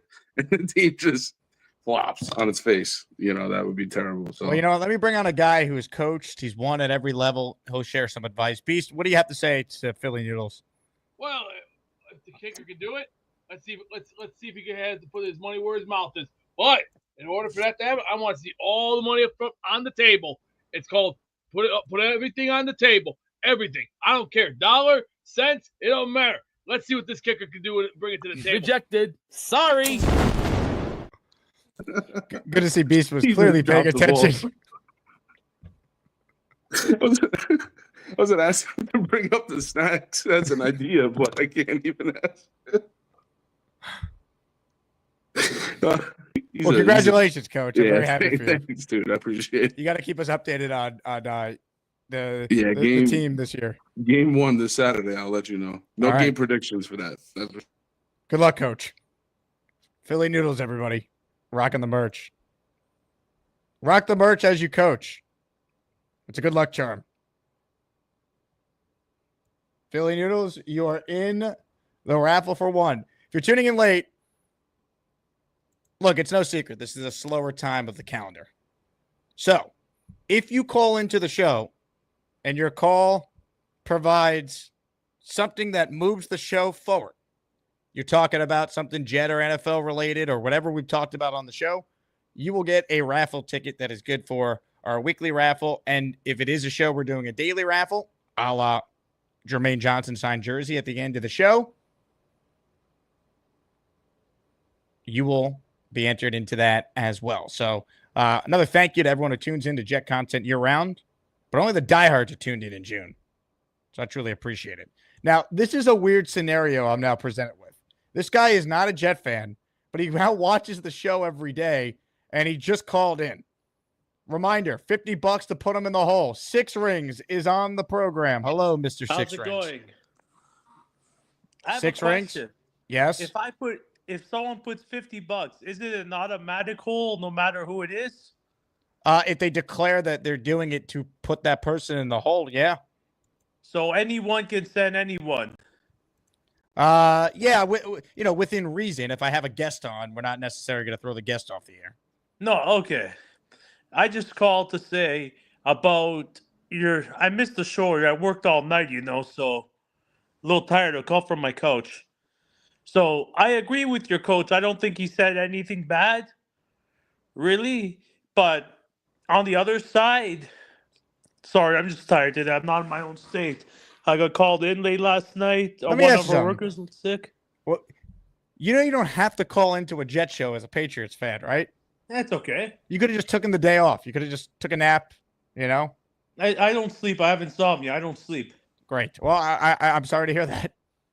But also on the other hand, if the Jets, let's say they go 0-1 and Aaron Rodgers beats them, the coach he's gonna have tired today. He's gonna have to deal with the press and the media, right? It happens to everybody.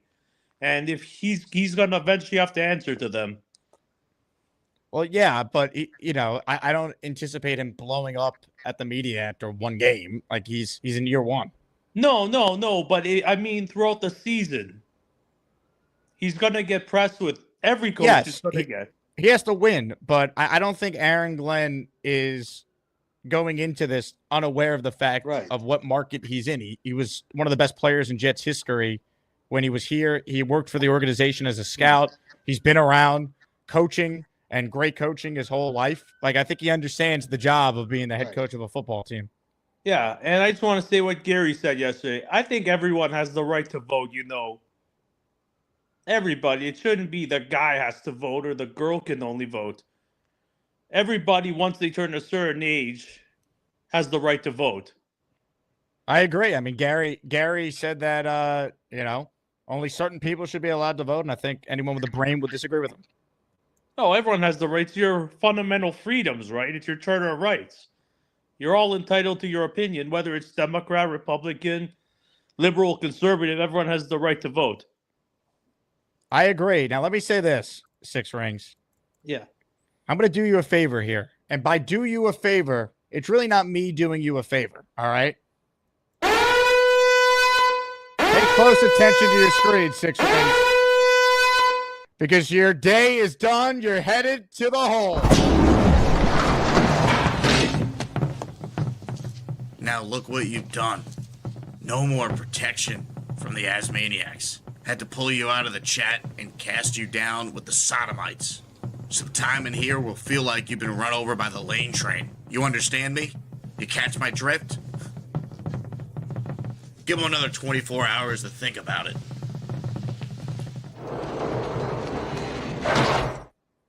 Look, you had a good run, Six Rings, but you're in the hole. You're done. That's okay. We'll see you later, all right? Mm-hmm.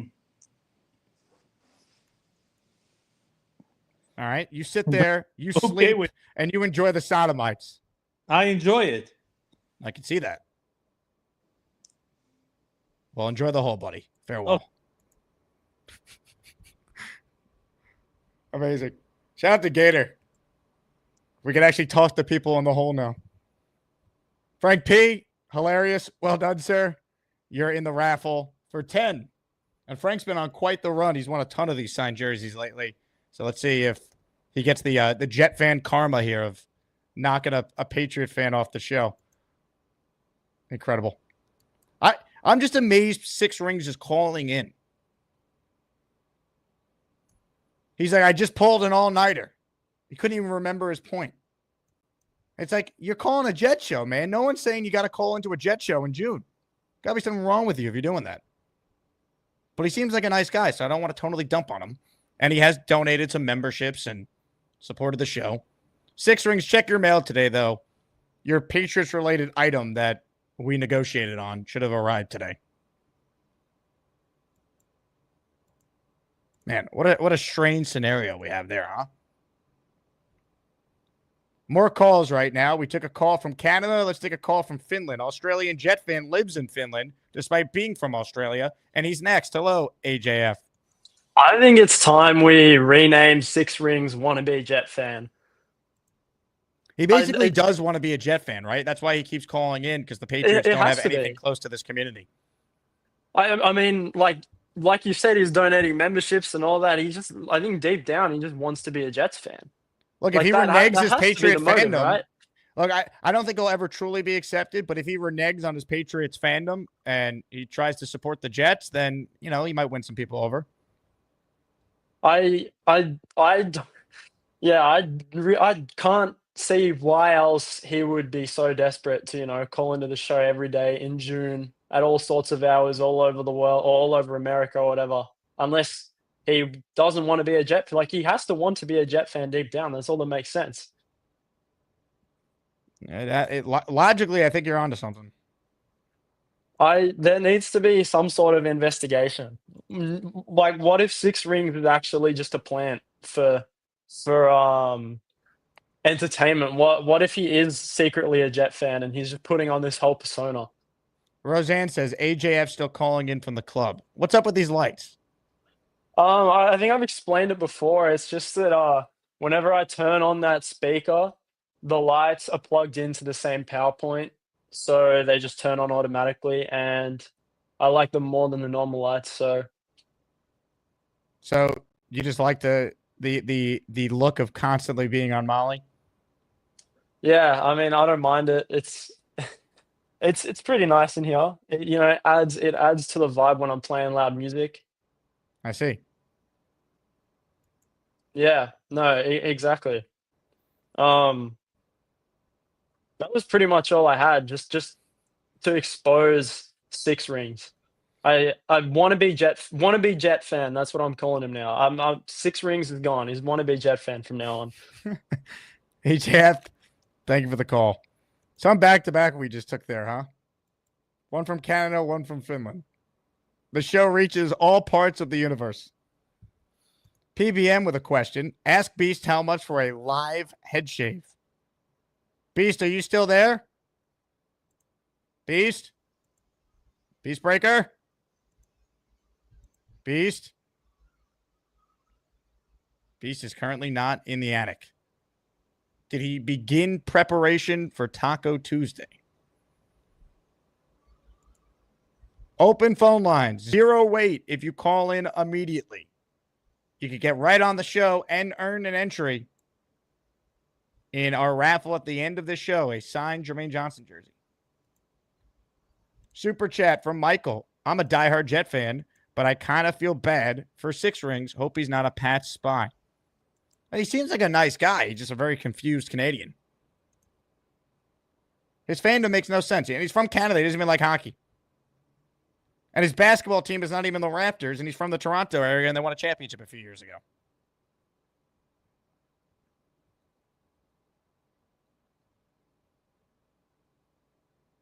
Man. A lot of people are pointing out the ceiling fan in the Beast Breaker attic. New Q. Look at the ceiling fan go. Oh, there he is. Hey, Beast. It's someone's dinner. It's time for food. Ready for some food? I was feeding little Joey. Beast. Who the hell's bugging me? Beast. Hold on. Yeah, We're on the hold air. on. I had to get my phone out. Not answering this. This is a fake call. I'm not bothering with. They can wait their turn like everybody else. What if it's your attorney? Get mine. Whew. Yeah, I also had to go check my meat. My beef is perfectly. Woo! Can they wait? It's like, I'm sorry, I'm not taking any calls right now. I'm sorry. Y'all can just take a ticket and wait. What if it's your attorney? Nah, it's not my attorney. He's busy right now. I'm not gonna bother both of you right now. How do you know? He might be calling you. You had a busy day at the law firm. I check my phone every single hour, and I always check the message. And plus, I watch those scam calls every day. And you know what I do to those? Goodbye, goodbye, goodbye, goodbye, goodbye. I'm sorry, not answering those scam calls. You want scam calls? Go to India. Not gonna have it here. Plus, if I want something done, I'll do it myself. And congratulations to Fake P giving 6 rings the big right to the kisser and saying cuckoo, cuckoo, cuckoo, cuckoo, cuckoo. Now, Jake, you're not a Three Stooges person, are you? Hey, Beast, what do you think about a T-shirt of your face and it says, "I had to go check my meat"? Whoa, whoa, whoa, whoa, whoa, whoa, whoa, whoa, whoa, whoa. First of all, now let's be a little civilized here. If I'm gonna check meat, it'd be me near the ice department checking the meat and going, all right, this looks fine here. All right, this is fine, very fine. But in the back of the T-shirt, if it's raw, let it thaw. If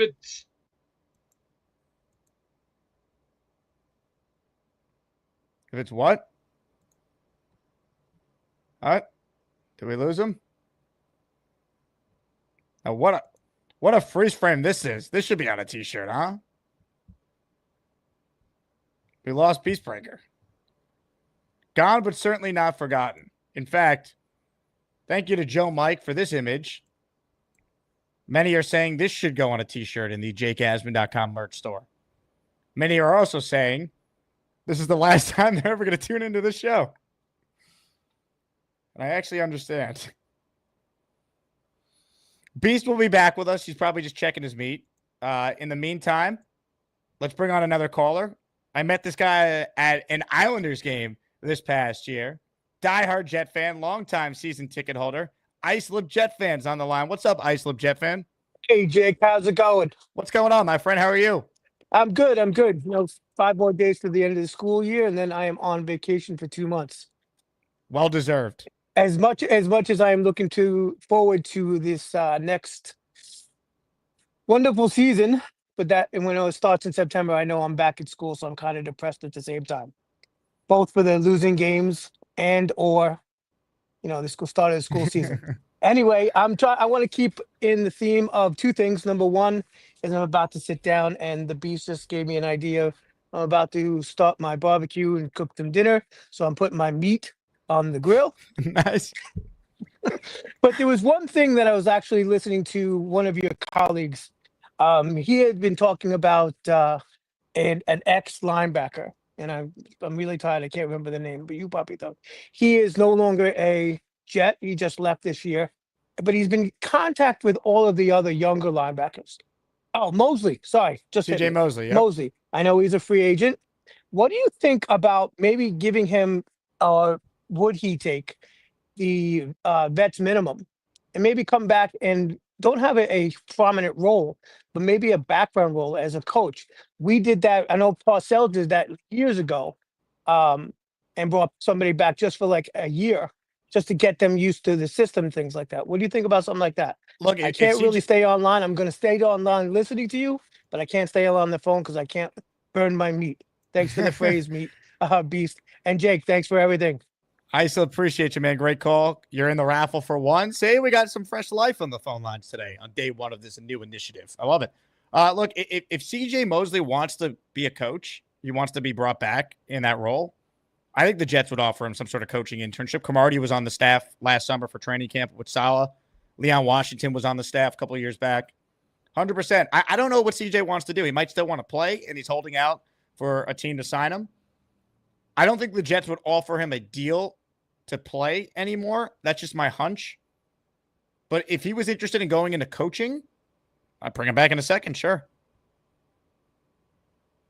Now, I don't know if he's got a relationship with Glenn or not, but I think they would hit it off. No one has a bad thing to say about CJ. Brooklyn boys, Mosley retired. No, but CJ hasn't officially retired at all. He's still a free agent. I don't think he's necessarily going to play again, though. I mean, the neck injury he had last year is pretty serious. He's made a lot of money in his career. He's 32 years old now. Like, if I'm him and I have my health, like, do I really need to play? I mean, he's going to turn 33 in 2 days. So happy almost birthday, CJ Mosley. Hey, CJ was a great Jet. Awesome player. Great leader. If he wants to be involved in the organization, I could see that. Maybe it's not as a coach. I could see CJ having the alumni role that Mangold has, that Corbett has, Lavernius Coles, where basically the Jets pay him to meet and greet with sponsors and season ticket holders. And when they go to London, they bring some of the players there. So we'll see. Last chance to get in on the Gusbuster Umbrella Hotline. Reminder, when you make a call, as long as it's somewhat on topic to something that's happened during the show, we will give you a raffle ticket. We'll do this initiative through the start of Jets training camp. Because if you're watching content in June, you're truly a diehard Jet and Asmaniac. Reminder, if you're an Asmaniac who's not a Patreon member, I highly recommend it. It's only $6 a month.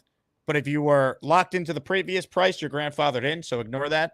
Bonus shows, name in the countdown ticker. Every month we update that. Access to exclusive events, discounts at said events like our Tampa trip. 20% off every item in the merch store year-round. And most importantly, I believe the best perk, you get to keep up with us in Discord, which is basically a giant group text chain that's way more organized and way more fun. So check that out. Patreon.com/Jake Asman Show. Papa Jet upped his membership from monthly to the year. And by doing so, he earned 10 raffle tickets in our weekly raffle. So Papa Jet, thank you very much. I got you down for that. Kyle Clifton writes in, the whole thing with 6 rings is the saddest thing I've ever seen. He desperately wants to belong to a community, our community, but his bandwagon fandom is the hurdle. Spot on. Spot on. Now, I bookmarked something I wanted to bring up on the show at the beginning, but we got sidetracked with some madness. So here was a conversation that took place at 4:05 p.m. Eastern time. Party with Peg and Artie wrote, "Hey, Beast, feeling better? ? Beast Breaker's response, "We're having a heat wave." The best. The best. Unreal. All right, no one is currently on the line besides AJF, so we all could use some more EDM in our lives. AJF, how's it going? Good. I would play some, but I don't want to get the show copyright strike. AJF, thank you. You get the fuck out. All right, more of your calls right now. Mike Perez has called in. Mike, if you put your camera on, here we go. You're next. What's up, Mike? Jake, first time calling here. How are you, man? Let's go, Mike. Let's get you a raffle ticket. There we go. I'm still left with the whole beast checking the meats thing. This show doesn't seem to amaze me, man. I usually try calling in the morning, but I'm a train conductor, so it's kind of hard calling in the morning. So I caught you at a perfect time now. Well, are you a Long Island Railroad train conductor? No, close. Amtrak. Amtrak. That's awesome, man. Very cool. So I was calling in. I was watching the previous show with Andy Vargas, I think his name was. Andy Vasquez. Yep. Vasquez. And I'm a little concerned with the whole situation of, let's say we sign Garrett, and let's say we just have a losing season, 4 to 6 wins, and he's disappointed. Then what? Yep. Well, that's why I think if he signed, there's really not much leverage he has. Like, he committed to the Jets. He'd have to understand year one of this regime, buy in. And ultimately, like, what is he not going to play? Like, he wants his money. So he's a professional athlete. I do think, though, like, and even Paul at the top of my show was talking about how Garrett's going to be happier with Fields throwing to him and he knows him and all that. It's like, yeah, that's all great. And if this team's not any good, though, Garrett's going to be upset and frustrated. Like, I don't think it was just Rodgers. I think that's ridiculous. I think Garrett was very upset with having to go through a third straight year where this team was losing 10 or more games. I think that was the root of the biggest issues. If they were winning with Rodgers, maybe they didn't have the best relationship, but you know what? I don't think you'd have Garrett Wilson pouting on the sidelines. I don't think that would be the case. Right. Yeah, I mean, again, let's lock him down. You know, it's just tough, Jake. It's just tough. I mean, these past few years have been tough on us, honestly. And as much as I'm down now, I know once we get closer to training camp, July 22nd, they're gonna reel us all back in, honestly. And there's hope. There's hope, but nonetheless, there's always that little doubt. Like, damn, we're always gonna jet. You know, so let's see what happens, man. Let's see what happens. I love it. Well, Mike, I want you to know, Jay Quest is our resident train conductor that calls in. I think you could take him. I think you could get the top spot among the train conductors that watch the show. Great first call. I'm hoping that you call it a lot more. Awesome job. I will appreciate you taking my call, Jake. Love it. Mike Perez, check it in. He's in the raffle. New initiative until the start of training camp. If you gift a membership, you're in the raffle. But if you call into the show, you're in the raffle for one as well. So a free way to get in our daily and weekly raffles. Jermaine Johnson jersey. We're giving this away at the end of the show. And if you're wondering why Jermaine today, because some Jets news. The man got engaged today. So congrats to Jermaine. And someone's going to win a signed jersey by him. More calls right now. Ladies and gentlemen, Party with Peg and Artie. They're next. It looks like it's just Artie. Hello, Artie. Hey, what's up, Jake? How you doing, AsManiacs? Artie, how are you? I'm doing very good. That was two great guests today. You know, I really like this thick kicker, man. I mean, you know, why not? They're doing so many things different than what we're used to the last few years. I got to just stay positive, man. I know we got a lot of negativity in the room, but we got to try and be a little positive every now and then. I like the positivity. The thick kicker seems like he's got a good leg. He's been successful, so why not give him a chance? Yeah, he made a 61-yard field goal in college. You know, he comes from a decent school, so we'll see what happens. Amen. You know, I was just thinking how I'm really looking forward to this Tampa trip. Me and Peg were talking about it. We had such a great time when we were in, the draft party that you hosted. Meeting all the AsManiacs, the people was so unbelievably great. To meet more of them, it is going to be just awesome, you know. So we're really looking forward to that. 100%. I think it's going to be a great trip. What I like the most about it is that the worst case scenario is the Jets are only 0-2, so the season is still very much alive and relevant going into that game. Jake, I don't think we're going to be 0-2. I really don't. I mean, I don't think we could have beat Pittsburgh last year if we weren't just shit the bed in the second half. And they got a mummy as a quarterback now. He's a year older. I really like our defense. What they're going to present, I think, is going to give him problems. I'm pretty confident we can take Pittsburgh week 1. From your lips to God's ears, Artie. Amen. And yeah, well, you know, I just wanted to say we're really looking forward to the Tampa trip more than anything. And, you know, if the AsManiacs out there are on the fence about it, come hang out with us and you'll see we have a great time meeting all these people. You know, even as a 62-year-old meeting the 30-year-olds and hanging out with them, we're also welcome. This Peg. Hi, guys. And, you know, they were so welcoming. The 4%ers that Peg was hanging out with made her feel like she was special. It was an unbelievable experience. So if you're on the fence about going, definitely come. Did he show you his light? Peg got me a light for Father's Day. I don't know if you can see it good. All right. It looks like a jet light, right? It's a jet neon light.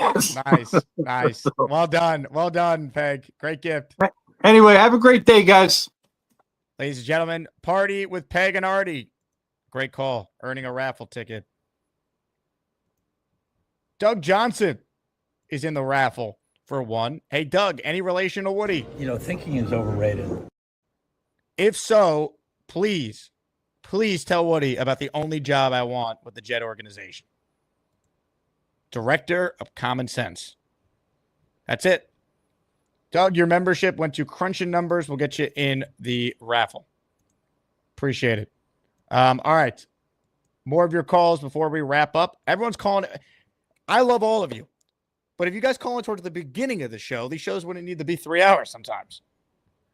Josh is on the line. He's got a legitimate excuse. He probably was out after school trying to take advantage of the great outdoors. Hello, Not Josh. school's over, Jake. Well, okay. What were you doing today then, Josh? Why are you I just was calling in now? I was actually, despite Connor Long's disbelief, I was actually announcing a 1v1 basketball league. Ooh, a 1v1? Mm-hmm. Where's this? Somewhere in Queens. Okay. How'd you get there? You take the subway? 3 trains and a bus. It was Wow. awful, but I somehow made it after 2 hours. You're a city kid, right? You've lived in Brooklyn your whole Yeah, life? yeah. I got you. But I'm here. I mean, congrats to Jermaine Johnson, but I want to talk a little bit of contract. Like, is there any chance you want to like sneakily give him an under the radar contract now and just bet on all the upside? Obviously, coming off an Achilles, it's like really hard to do. But let's say this coaching staff believes in him enough. Like, would you like at all think about it? Obviously, you have to pay Garrett and Sauce coming up, so it's risky. But would you at all think about trying to get it done like sooner under the radar? And let's say he has a crazy bounce back year, and then he's looking for like whatever top tier money. Any chance you can get it done now? I don't think it makes sense to do it because he's under contract this year and next year. So, like, what are you offering him? And I don't think Jermaine would want to do a deal, right? If I'm Jermaine Right. Johnson, because you're going to get a really low number, he's the type of guy that is going to believe that, of course, I'm going to be myself. I'm going to be even better. Like, and I probably believe him. So if I was Jermaine's agent, like, unless I'm getting Jermaine at an absolute steal, which I doubt, you're not going to do that. Like it doesn't make sense. Plus, it just doesn't like let him play this year. There's no harm in that. You have him under contract for next year, and you can negotiate with him in the offseason if he has a great year, which you hope happens. All right. Well, congrats to him. Happy for him to finally get engaged. We got to find you a woman like that, all right?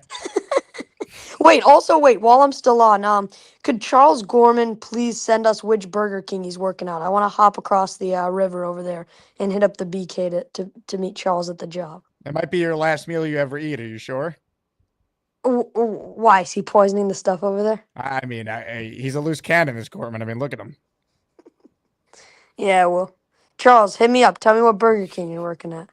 Your parents will not like if I advise you to do this. So I don't know if I can do that, Josh. Appreciate you, Jake. Josh, good call. How about this for a back-to-back? One of our youngest listeners, and now one of the elder statesmen that views the show. Saw Joe Willie play. Jay in Israel's next. Hello, Jay. Good to hear from you again. Hey, Jake. I have a pretty good excuse why I didn't call in earlier. I just got back into my place from the bomb shelter. Well, Jason called us earlier, so we're thinking about all you guys in Israel, everyone that watches the show. Man, stay safe.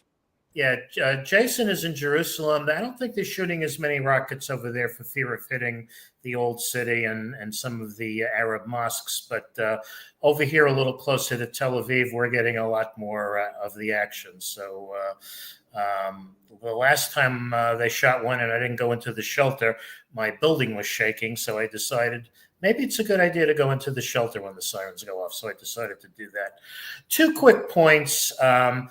They may or may not exactly fit the criteria. But point number 1, have we confirmed that the manager of the Burger King that is supposedly hiring Charles Gorman is not watching this show? Because honestly, if she is, and I think it's a woman, I can't imagine that after what she's seen, she would actually allow him to work there. But just wanted to know if we had any intelligence on that. Yeah, I don't believe she's a member of the 4%. I could be wrong.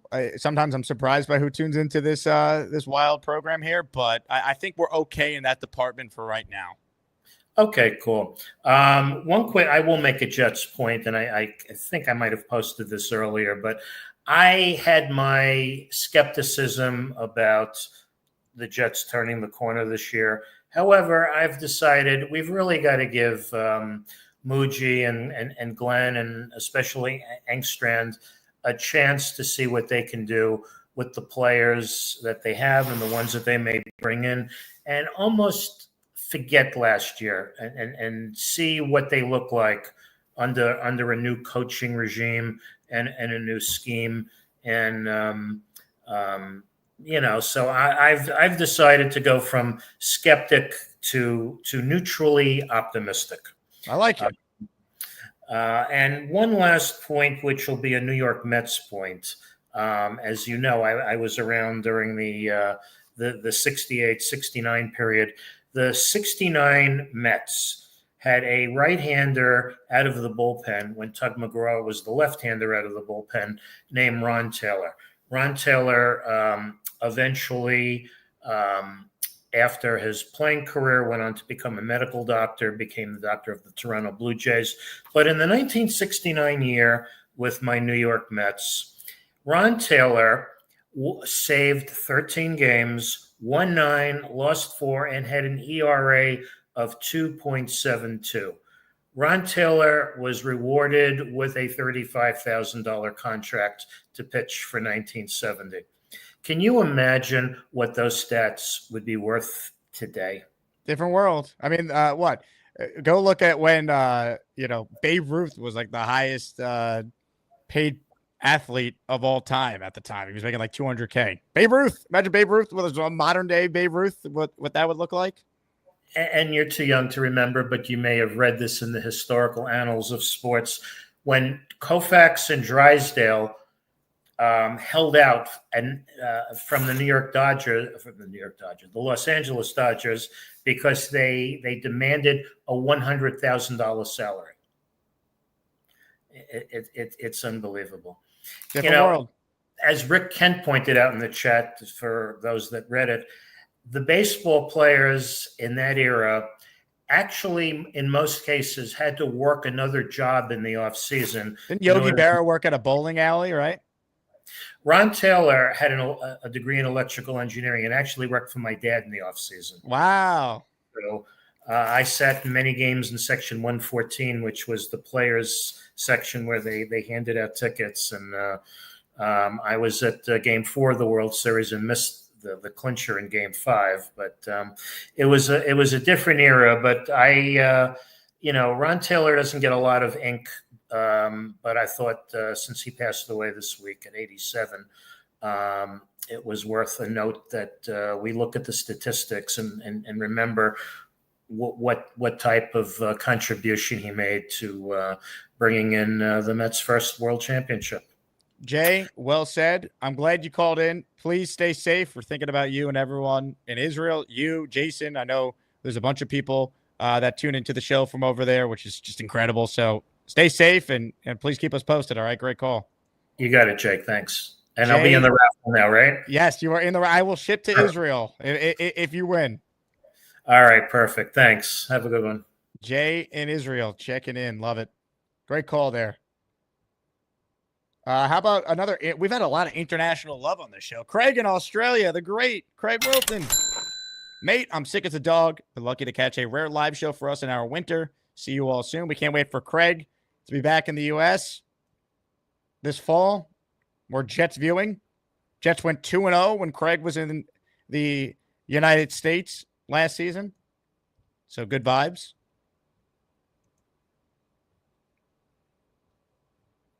Peter Castro says, the poison has left the building. Enjoy real football again. Nobody is more optimistic about the 2025 New York Jets than the Peter Castro. Oh, shit. We can only hope he's right. Comments, questions, super chats, cut the line. Last chance here to get in the raffle. I'm putting together the list of names. We're going to give away a signed Jermaine Johnson jersey at the end of the show. Jermaine's a married man or an engaged man, soon to be married man. And we're happy for him. Trying to think, any other, John Simpson, didn't he get engaged this offseason? There were a couple Jets that got engaged. Trying to remember who. Simpson maybe got married. Tippmann got engaged. I reached out to Joe. Trying to think. Someone in the chat will know this. Several Jets players got Lazard got engaged. Yep. Thank you, Brian. You're right. I knew there was another one recently. People were mean. They were like, "Oh, did she drop the ring?" It's tough. Ladies and gentlemen, back to the nightclub we go. AJF, what do you think? Speaking of the nightclub, the first thing I wore, like, because I'm only 19, so I didn't go out when I was in Memphis. When I did come back here, though, the first night I went out, I actually did wear the Justin Fields jersey. And did that work with the ladies? Were they attracted to the Fields jersey? Yes, it did. Fantastic. I knew it would. That's why I gave it to you. Thank you. I appreciate that very much. And I was asked if he was better than Zach Wilson, and I said yes, but I couldn't tell him how good he was yet because I will have to wait and see what we get this season. Someone actually came up to you in Finland and asked if Fields is better than Zach Wilson. I don't think I believe this. Yes, it did happen. I'll take things that didn't happen for 1 million. It did happen. You get the fuck out. Yeah. Okay. I'll play along. Beast, do you think that happened? No comment, but my PC crashed. I don't know what happened. We were talking, but then all of a sudden my PC did a. So after this show, I'm gonna do a reboot, clean everything out of here, all the cookies, all the dog poop, and all this, and then we'll take care of it from here. That'll take like. Hold on. You have dog poop over there? No, I'm talking to the usual shit out here. I don't know where all this crap came from, but I'm like, I'm gonna take care of it. I'll find a way. I always find ways. I did not take computer tech in high school. I took television, radio, but you know what? I'm learning this stuff as I go. It's a day-to-day operation, but at least you learn. You learn something new every day. That's the one. Beauty of it. But let's get to more callers. I don't want to feel like, I'm in. Doug Johnson writes in, Beast Breaker, did you rub your meat a nice, spicy, dry rub, perhaps? It is Taco Tuesday, after all. There's a nice little kick of heat to it. And there's also a little surprise to it. If you add some lime juice into that meat, it'll give it that big 1, 2, bam! They give it a nice kick, a nice punch in the nose. And if you want, you could add hot salsa, or you could. But I'm not a guacamole person, folks. Guacamole, no, thank you. Weak. I'm not care for guacamole. I'm a salsa guy. Salsa and hot sauce only. But I want a challenge match. See if y'all can do it. But unfortunately, there is no time right now. I need to do some rebooting. And Jake, as they all say in Hollywood, I will TTYL. You know the drill. Thank you, Beast. That was excellent. Good luck with your meat. Sam is in the raffle for 2. Right at the buzzer. I was about to say, we're done. We're going to win games we're not supposed to.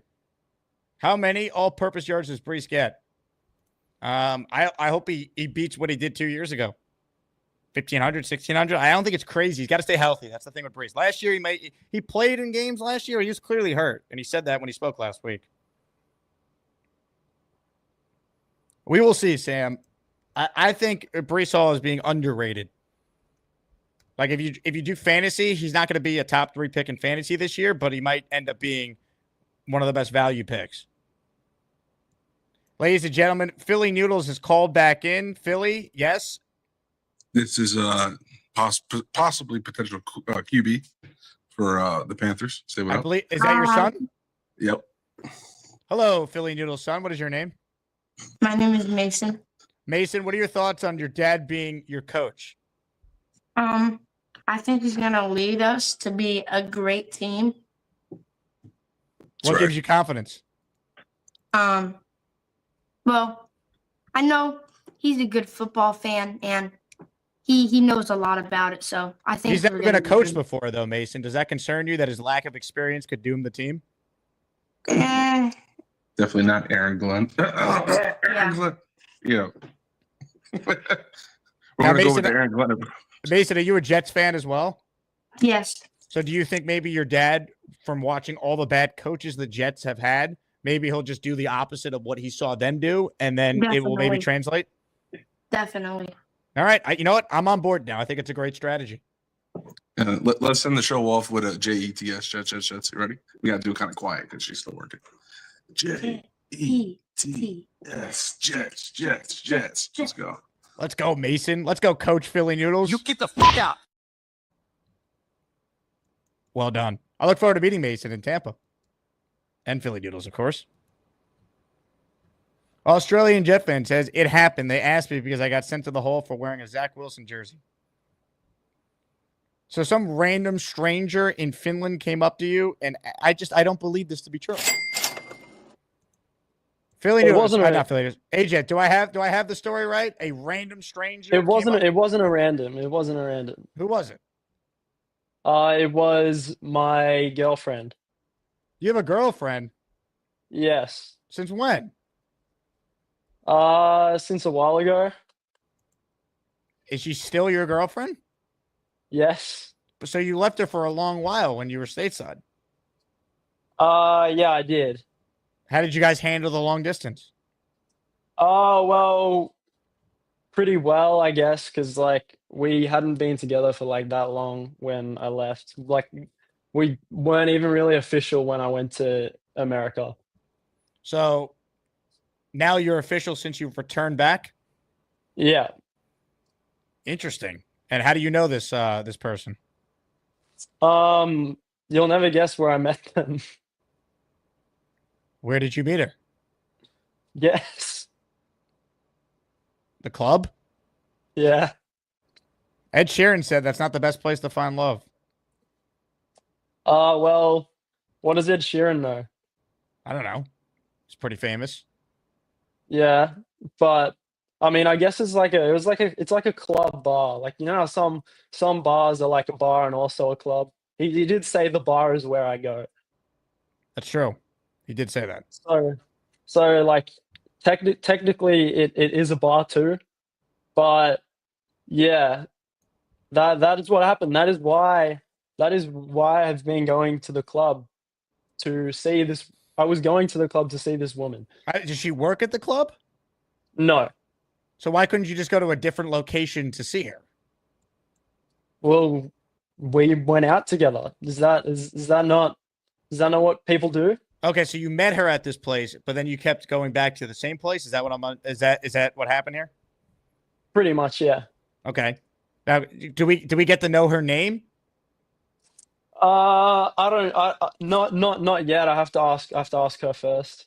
Maybe I'll try to call. I'll try to get her on the show someday. Multiple people have asked, is she a stripper? No. Okay. Far from that. Yeah. Okay.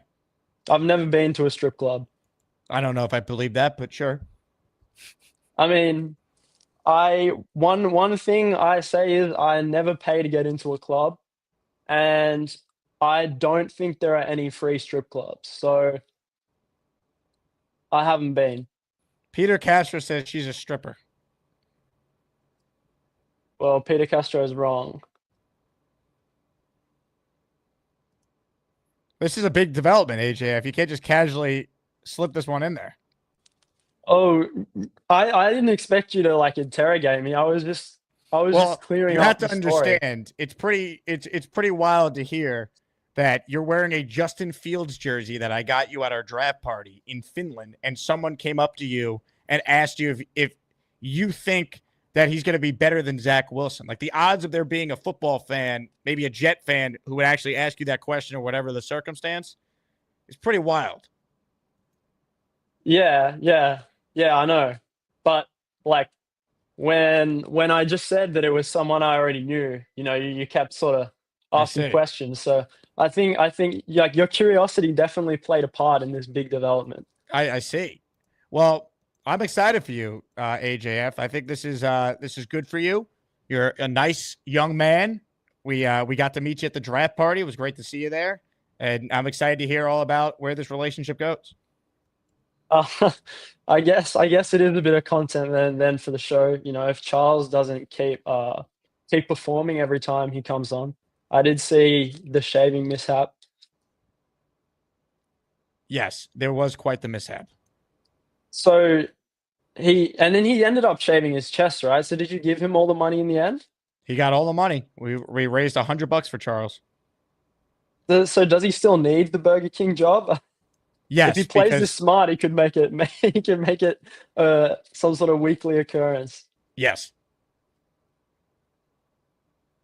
but he needs the money. Yeah, how's And his a new job. apartment going? It's going well. He actually invited you and your girlfriend over for dinner. Is it the chicken soup? Is he gonna make us chicken soup?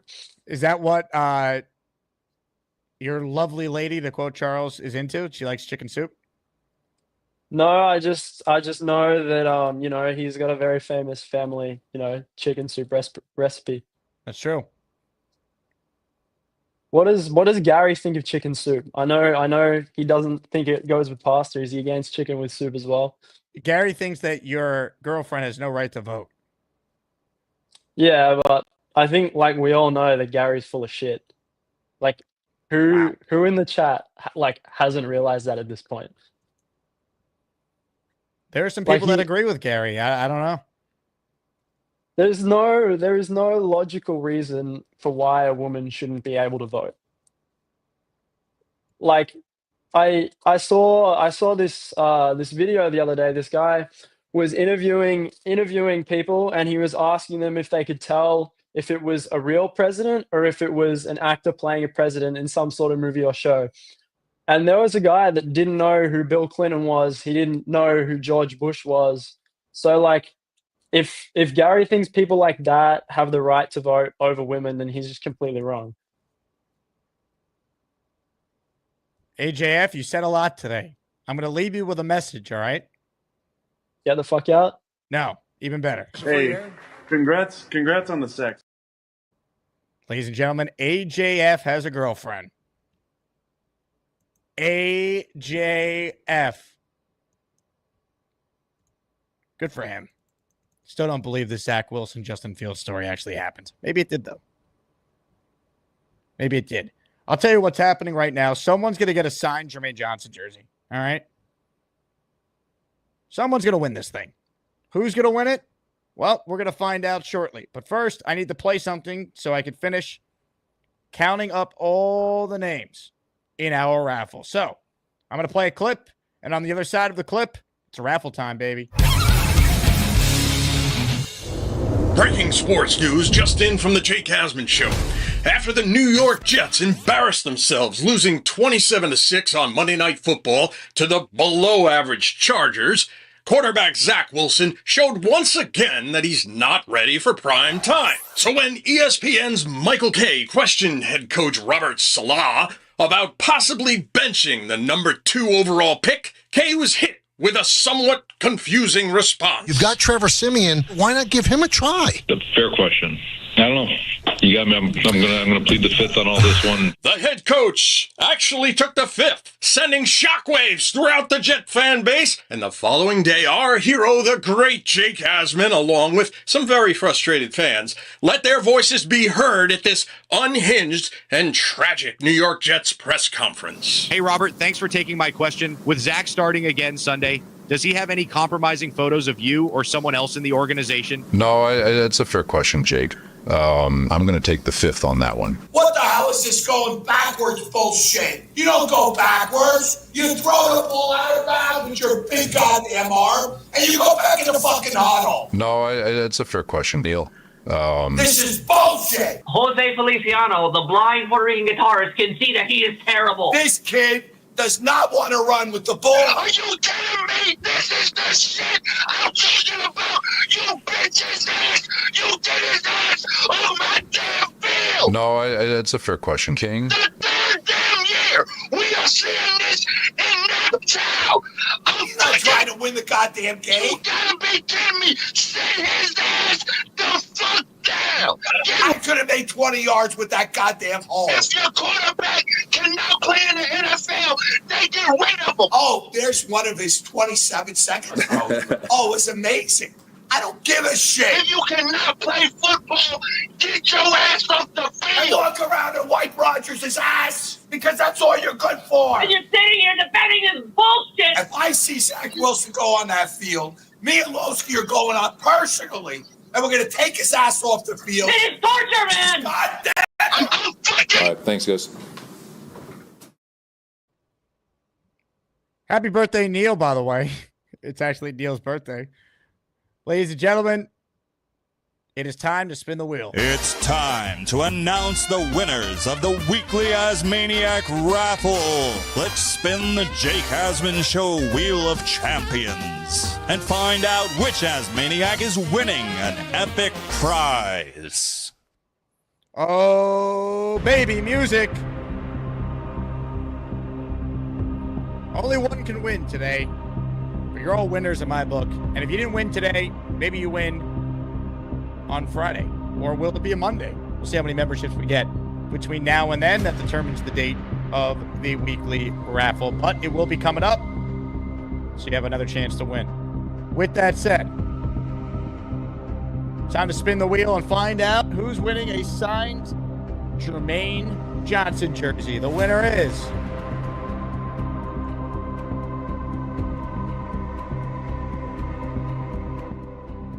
listener Jay in Israel. We're sending it international. Ladies and gentlemen, Jay might be in a bomb shelter, but there will be a Jermaine Johnson jersey that is being sent to his actual home. So Jay, congratulations. That's awesome. He got in this raffle by calling in. Remember, you call in now until training camp, you get a raffle ticket. You got to be in it to win it. And Jay in Israel just won it. Congratulations to Jay. We're thinking about you and everyone in Israel. So good luck to everyone going forward. And congrats to Jay. Jay, please shoot me an email with your address, and I'll figure out how to ship to Israel. Congratulations to Jay. Hopefully that's good karma. And we appreciate you supporting the show, even with everything going on in your country right now. On that note, that's a show. We're back tomorrow. Not one, but two shows. Robbie Sabo, he's going to join us tomorrow morning. Something came up today, which is why he wasn't on. And I'm looking forward to having him on. We got a lot to talk about. There's always something. This community remains elite. Thank you to everyone. If you're interested in Tampa, we still have tickets left to sit with Asmaniacs in the 100s, 200s, or 300s. They're significantly discounted from what the price you'll have to pay on the secondary market if you're making the trip. Join the Patreon for info on that. Special shout out to Rick Kent for upping his membership for the year. Just got that email, so thank you, Rick. Hotel info for Tampa is available as well. Info on the party the night before and the tailgate. Join my Patreon if you haven't. It's patreon.com/Jake Asman Show. Again, thank you all. Go Jets. Congrats again to Jay in Israel, and I will talk to you guys soon. Farewell, everybody. Happy birthday to you. Does he want regular style or does he want like heavy metal style? What do you want, Beast? A little Anthrax mixture with Public Enemy going. Can you do that?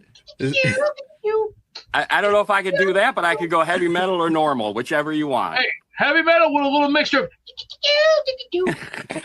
Happy birthday to you. Happy birthday to you. Since the live stream is going so well and so many people are watching, I don't know if you're aware of this, but my garbage man's birthday is next week. Can we get another show from you to honor him? Shut up! Happy birthday to Jerry. Happy birthday to you. Woo! He likes Kevin James, doesn't he? He likes doing this too. This is his fun. Oh, look at that. Are you ready to go in?